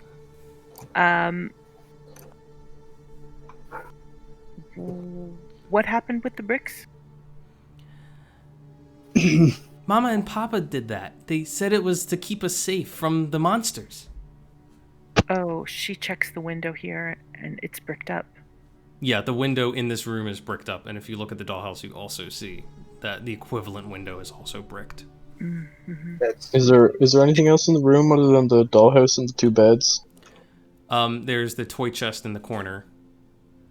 Have we checked out the toy chest? Yeah, I was about to. Cause, Yeah, if you want to check out the toy chest, yeah, I'll go ahead and open the chest. Okay, and inside you find an assortment of toys. Everything from wooden horses and soldiers to stuffed animals to things like tops and all sorts of stuff like that. And the little boy kind of slides off the bed and he starts to look a little hopeful and says, "Are you going to play with us?" I Well, can for a little bit. Jeff would also like to play with the children for a short time. I let them. I set my cat down and tell it to play with him. Yeah, they're both creeped out by the cat and they go, "Ew, ew," and they try to stay away from it. Jeff pulls out his pet mouse and says, maybe you'd like a little mouse then. That is a little more intriguing to them, and they come over to pet the mouse, which seems really uncomfortable with their ghostly hands touching it. His name is Scabbers. Aww. Oh no. Oh no. Hi, Scabbers. Scabbers looks terrified. Sorcha doesn't know what to do, but she takes out a toy, a top, and she spins it on the floor. And the kids get really excited with that. Nobody's played with us in forever. I can't even remember the last time someone played with us. Wow, look at him go. You don't know how many years you've been here, do you? How long? Thorn shakes his head. I can't remember. It's been so long, but it's been long enough for us to just be bones? Yeah, it must have been at least a year for you to turn, that white. Maybe more. Yeah, at least. Free to leave this room now. I mean, oh yeah, you could before. That's good. Yeah. Now Hold you the door. What are you clever. talking about? Well, we met you downstairs. Can Jeff check out the very last door? Yeah, Jeff starts to wander out of the room. The two children kind of look at each other and they go, "We've never seen you before." Where? Well, I remember meeting you. You're Rosa. You're Rose and you're Thorn. Do you have a game? It's called Baby's Cry on Lord's Couch. They look at each other again, and Thorn says, that sounds familiar, but I don't know why." And Rose says, "We haven't been out of this room in so long, I can't even remember. We couldn't leave. Don't you think we would have if we could have? We've been stuck in here." I mean, I saw you. I saw you downstairs. No, you That's- didn't. These are not the same children. I think we should leave and close the door back up because there's obviously a reason they were in there. I see. Let them roam. Let them out. That's There not. was already 2 children in here, and if they're not the same ones, then I don't want to find out who these ones are. We can't leave. We can't. We died in here. We can't leave. And they start to become a little panicky looking, and Thorn's going, "We can't leave. We can't leave." Sorcha, perhaps we can carry the remains outside. Yeah. I think. If we carry the remains and bury them, it might give them a bit of final rest, but I don't Yeah. want to be here to find out why there's 4 dead children in this house. Can't you Okay. just play with us some more? We like that, and we can't really play with the toys anymore ourselves, so it's nice when you do it. Oh, right. Tell me where to put them, and I'll put them around. Thorn hops down. He says, "Spin the top right there." Okay, so she takes out all the toys. She spins the top, and then she starts taking out all the toys. So at least they're out of the Mhm. chest.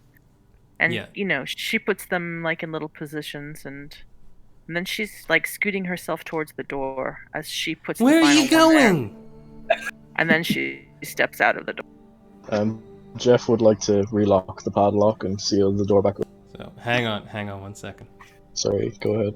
You back up Jared, 2 you're still in there though. Forever, you're trapped forever. Unfortunately, Sorsha, so are you. Trapped forever. You're still Oh. in the You're room, both dead. trying to leave. Trying So to she, leave. she's ghost. Too late, putting them guys. around the room. She's deceiving them.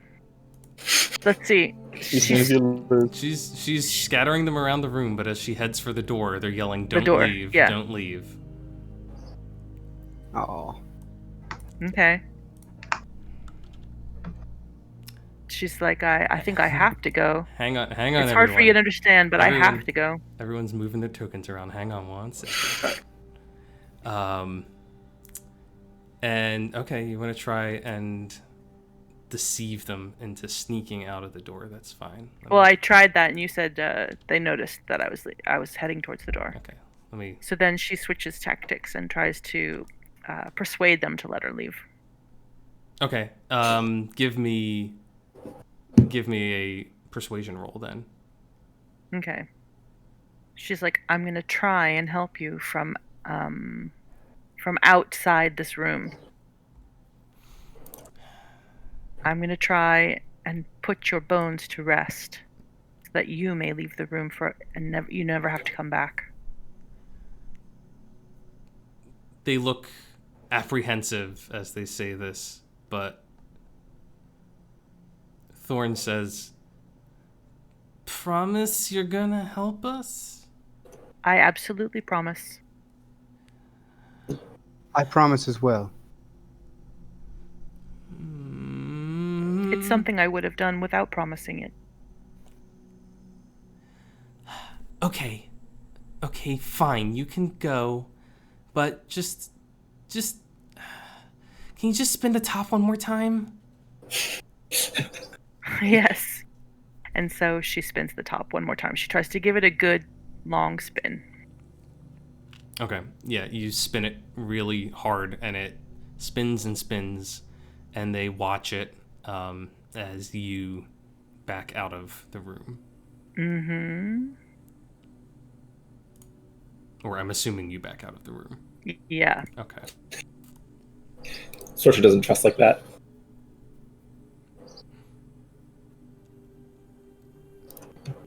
Do you also leave Jaren, or? Yes. Okay. We're like bumping into each other trying to get out of that room. Jeff will back up with like a sad expression on his face. Oh, say that again. Jeff seals the door back up Yeah. and locks it with a sad expression on his face. Yeah. Sorcha just gives him a little nod, like, I think we had to do that, you know. But we do have a promise, and we will keep it. Anyone got a shovel? We'll find a shovel. It will be okay. Oh, I'm so sorry. I just realized you've been trapped on the next It's all level good. down. This whole time. I said that I would be waiting at the bottom of the stairs. Okay. I said unless I heard screaming, I would not have joined them. Okay. I was waiting to hear So we need to screaming. open up the rest of the rooms. I don't know, just like from the top to the bottom, maybe. Yeah. Bottom to the top, however you want to do it. There's 2 doors right here. Did we ever find the cellar though? Nope. No, I'm sure we will. Might be able to enter it from outside. There is something. Yeah, that's possible. Let's just finish searching up here. Jeff, are you going for this room down here? Yeah, Jeff would like to open the what is it, the west Yeah. door? You open it up, and you are looking at a bedroom. This dust-choked room contains a slender bed, a nightstand, a small iron stove, a writing desk with a stool, an empty wardrobe, and a rocking chair. A smiling And doll in a lacy yellow dress sits on the northern window box, cobwebs draping it like a wedding veil. You also see a leather pack leaning against the bed's footboard, and a pair of scuffed, muddy boots tucked under the bed frame. Are these boots on this pack dusty? They don't appear to be. Someone's been in here recently. I found something without dust on it. Very curious.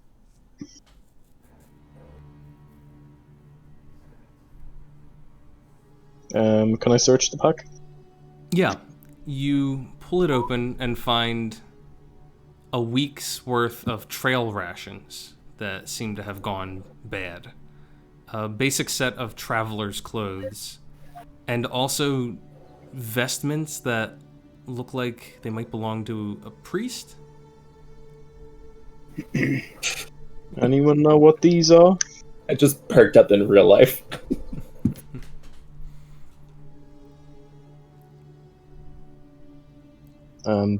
Jeff kind of, lifts the vestments up in the air and asks if anyone knows what they are. Yeah, I'm gonna try to make a religion check to see if I can see if I recognize the deity or anything. If there's any symbols of that. Mm-hmm. And your character, I'm trying to remember, Jaren is from he's from the Forgotten Realms, right? Okay. Yes, you recognize the vestments. They seem to be embroidered with radiant sunbursts here and there, which makes you think of either the god Amonitor or maybe Lathander. It's kind of hard to tell. They both have sun motif. But yeah, it makes you think of them. They're both, in fact, aspects of the same deity, or supposedly Yes. they are. So that would make sense. I inform him that those look similar to the vestments of Lathander. Lathander, you say? He's a sun god. Maybe you could help us with all these undead. Perhaps. I do not worship Lathander myself. Who do you worship? It's not really a worship. I believe in Joaquin. What's that? She's the goddess of fortune and good fortune at that. Discovery, things like that. Well, he seems like a good god to follow in any respect. Is there anything interesting about this doll, or is it just creepy as hell?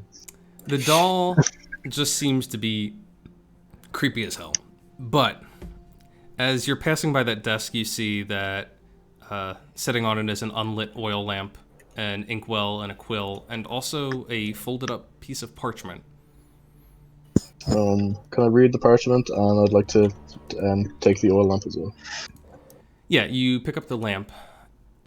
You open up the parchment and see that there is seems to be a letter written on it. Do I have this? Oh dear. Give me 1 second. I just realized I am missing a handout. And you said the wardrobe was empty, right? Yes. Okay. Let me just make you a new handout real quick.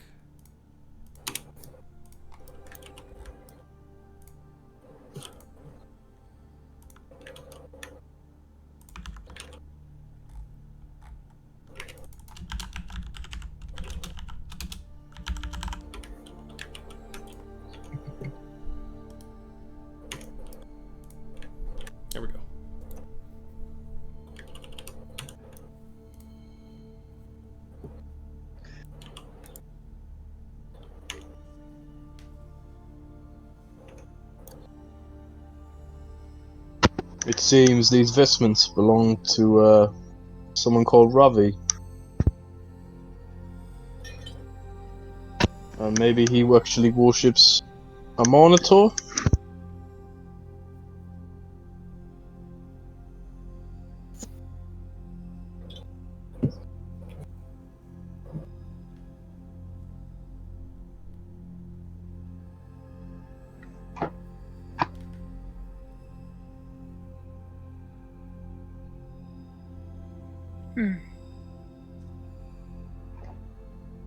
Ravi Hmm. never made it out of here. Well, I mean, we haven't seen an adult-sized skeleton since we came in, have we? Only children-sized ones. Hmm. But why would he leave his things? So let's keep looking. Yes.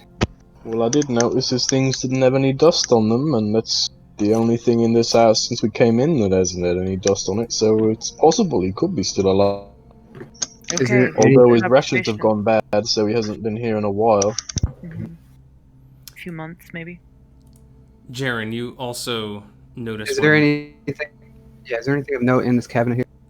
nothing in the cabinet, but as you're casting your gaze around the room, you notice that the sheets on the bed, the blanket, seems to have slashes in it. Well, Any blood?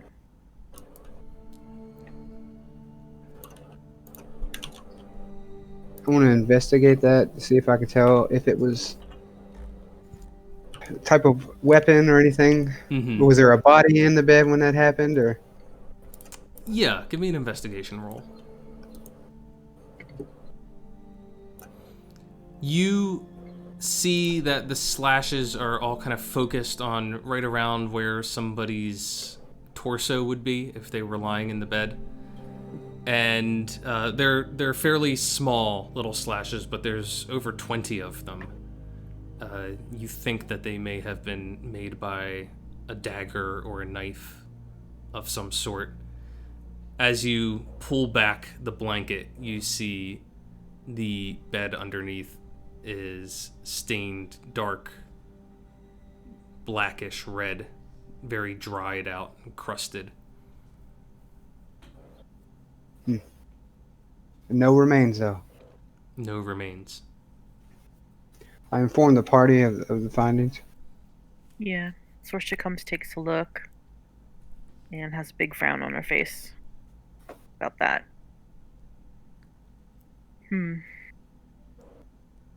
Guess we're not going to rest here either. We got 2 more doors. At this point, O would have started going up the stairs because now he's being creeped out by the sounds of the quiet house and the creaking of footsteps above him. Okay. Quietly creep up the rest of the stairs. Yep. You creep up the rest of the stairs and find the rest of your party wandering around. You see the door locked to the east there. Ah, okay. We'll pretend that he's been here the whole time. Sorsha picks a door and opens it. All right, east or west? East. East indeed. You swing open that door, and It's up here, right? yeah.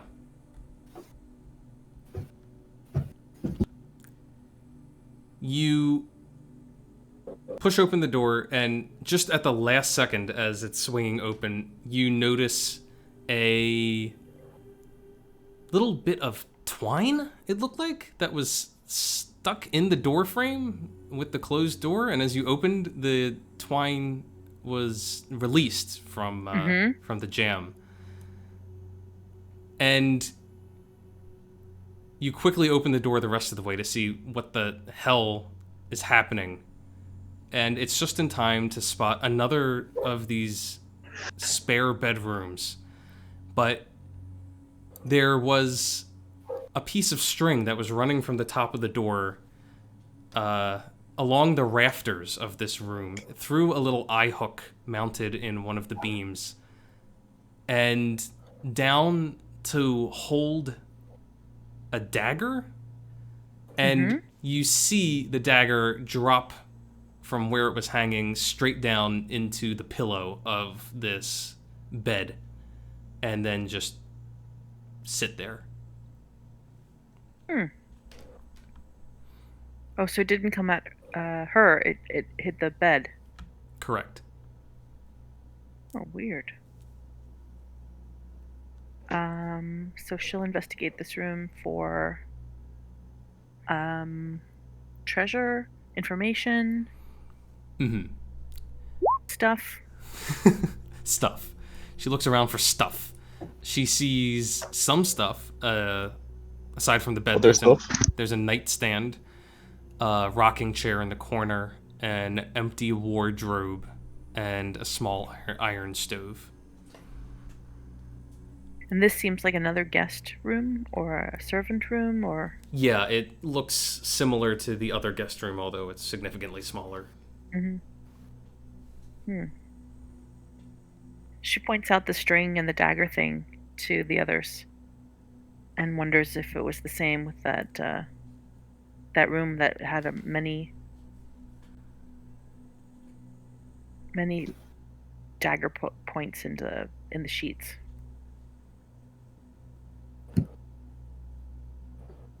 I don't know. What about this other door? Tracking your credit card, Do you want to open that, Jaren? Sure. Just toss it open. Yeah. Reckless abandon. You do that. And you find behind it a dusty chamber packed with old furniture. You can make out that underneath the white sheets that cover this furniture, there's some chairs, coat rack, standing mirrors, and things of that nature.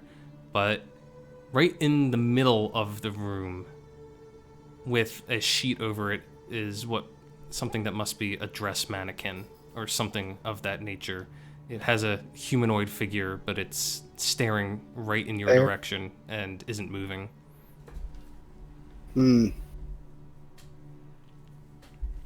Oh, we'll peek around the side of the doorway to look at what Jaren's looking at. What in the world is that? It is not moving. It's not moving. All right, I want to move forward 5 feet and in the corner here. Oh, we'll gingerly step to be in the doorway. Okay. And you see that white sheet covered shape just standing there. Is there just only one thing that I see that has a sheet over it? Everything in this room has a sheet over. There's other forms that are clearly bits and pieces of furniture, but only that one appears humanoid right in the middle. Great. All right. I'll we'll say to Jaren, I'll stand here and hold the light. You go and check it out. I set the alarm so they text me everything. Anybody uses it to text me. All right.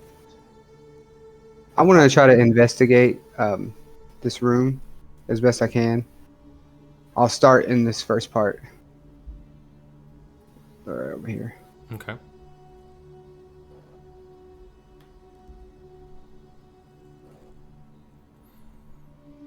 Pretty good.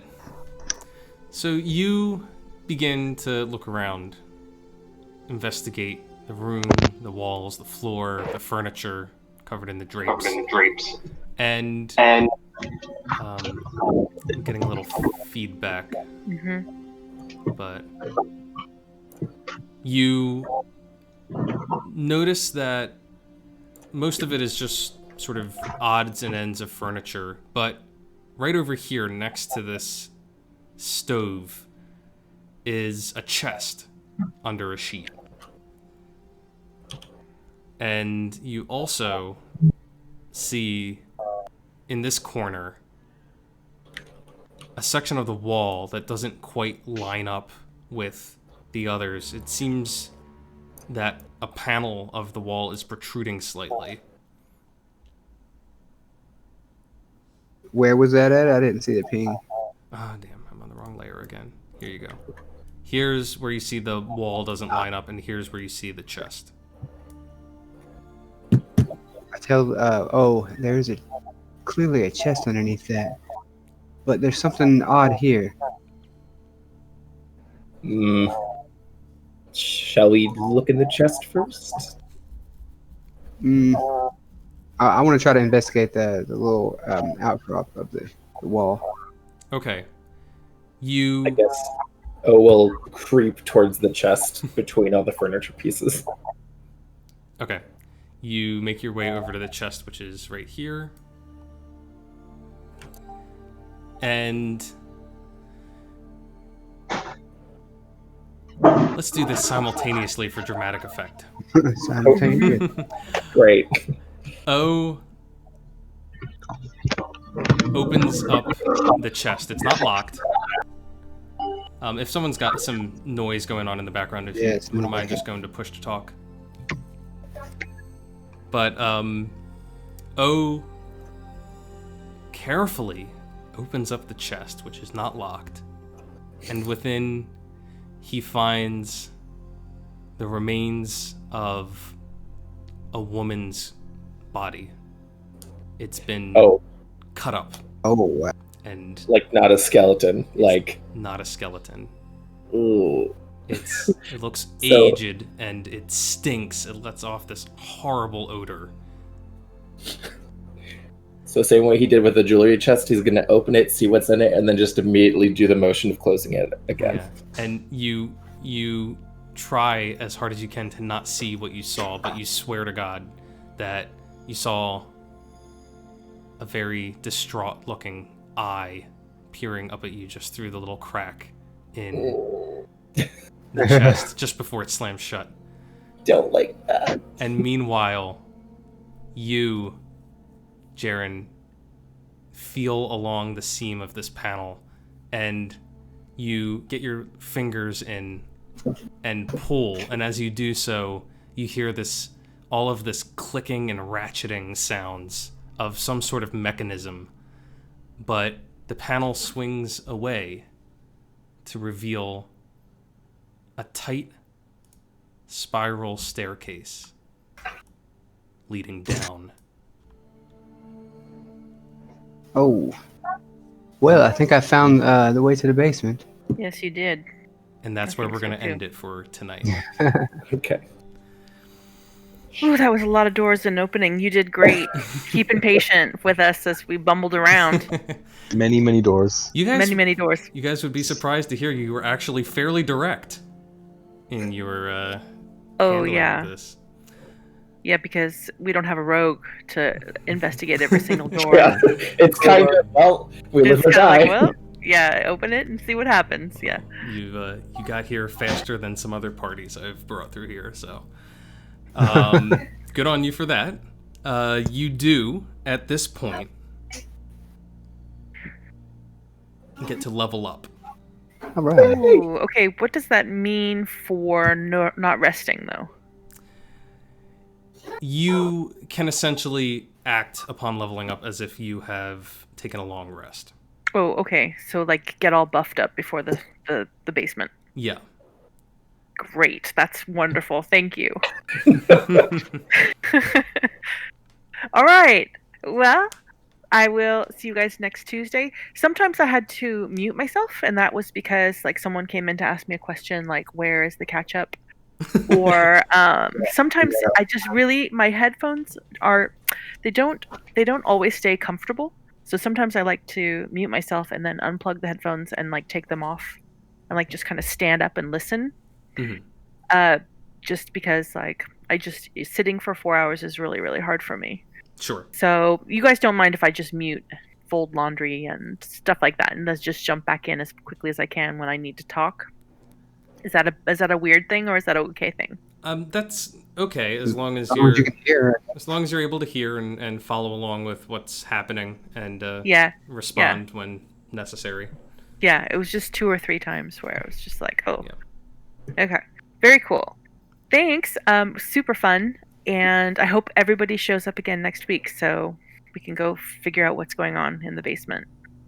Yes. Have a good one until then. All right, bye, Cap. Bye. Good night or afternoon. DM, I did have a question. Yes. For I sometimes I still haven't gotten the full grasp of some magic casters and the way that spells are added or removed or gained or lost. For clerics, when I level up, can I add my 1 additional first level spell, or do I have to wait till my next long rest before I can add my next first level spell? So it's normally it would be on your long rest. I'm kind of giving you guys the benefits of a long rest instantly as an additional benefit. So you can add new spells, slots, and everything to you. Mostly it's just because you guys are first level, and I want to give you the chance to stretch your legs with your characters a little bit. Alright. Because I know first level is very restrictive, so... but under normal circumstances going forward, it'll probably be requiring... First long rest. Yeah. Okay. And for the cantrips, I'm stuck with the cantrips I have, right? There's no switching them around.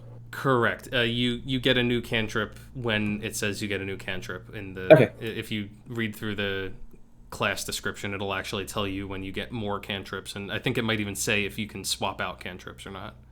Okay, cool. And the only other thing I wanted to tell you is that because of the way that my schedule is working at work right now, in 2 weeks, I believe, I will not be available to play because I work for 4 days on, 4 days off, and it kind of moves along 1 day every 4 days as it does. Just so you know, so there might be like a week or 2 where I'm not able to play. Okay, that is good to know, and I will try to account for that as we go. Yeah. I'll make sure to let you know what days those will be specifically in the near future. Yeah, that would be helpful. The sooner you know, that'll help me plan around it. Yeah. I get out at 5, but that's like usually when you guys are finished, or when we're finishing up, so. Yeah. Okay, all good. I think in that case, I'm all set. Okay. We'll catch you guys later. Bye. Goodbye. Yeah. Would you be able to tell me how I add action surge? Yeah, you're gonna. It's not letting me drag it for some reason. Is that normal? Fighter action surge. Let me bring up your sheet really quick. Sometimes when it comes to the class features, it's a little, finicky. They haven't. They've been implementing this system where you can drag and drop things onto the sheet, so it might not have every single thing covered. In this case, I think the best way to go is literally to just copy and paste the text in. So.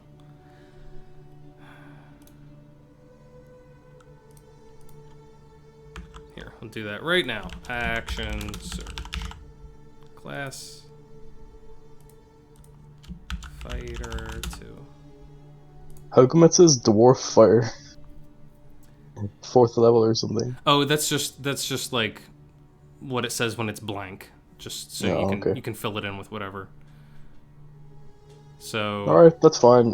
Yeah, I had a lot of fun, man. I'll see you next Tuesday. Okay. So I'll DM you about payment afterwards. Yeah, no worries, man. Just send me the link to PayPal or whatever. Okay. Alright, thank you. I'll see you next time. See you next week. Have a good evening. You too, man.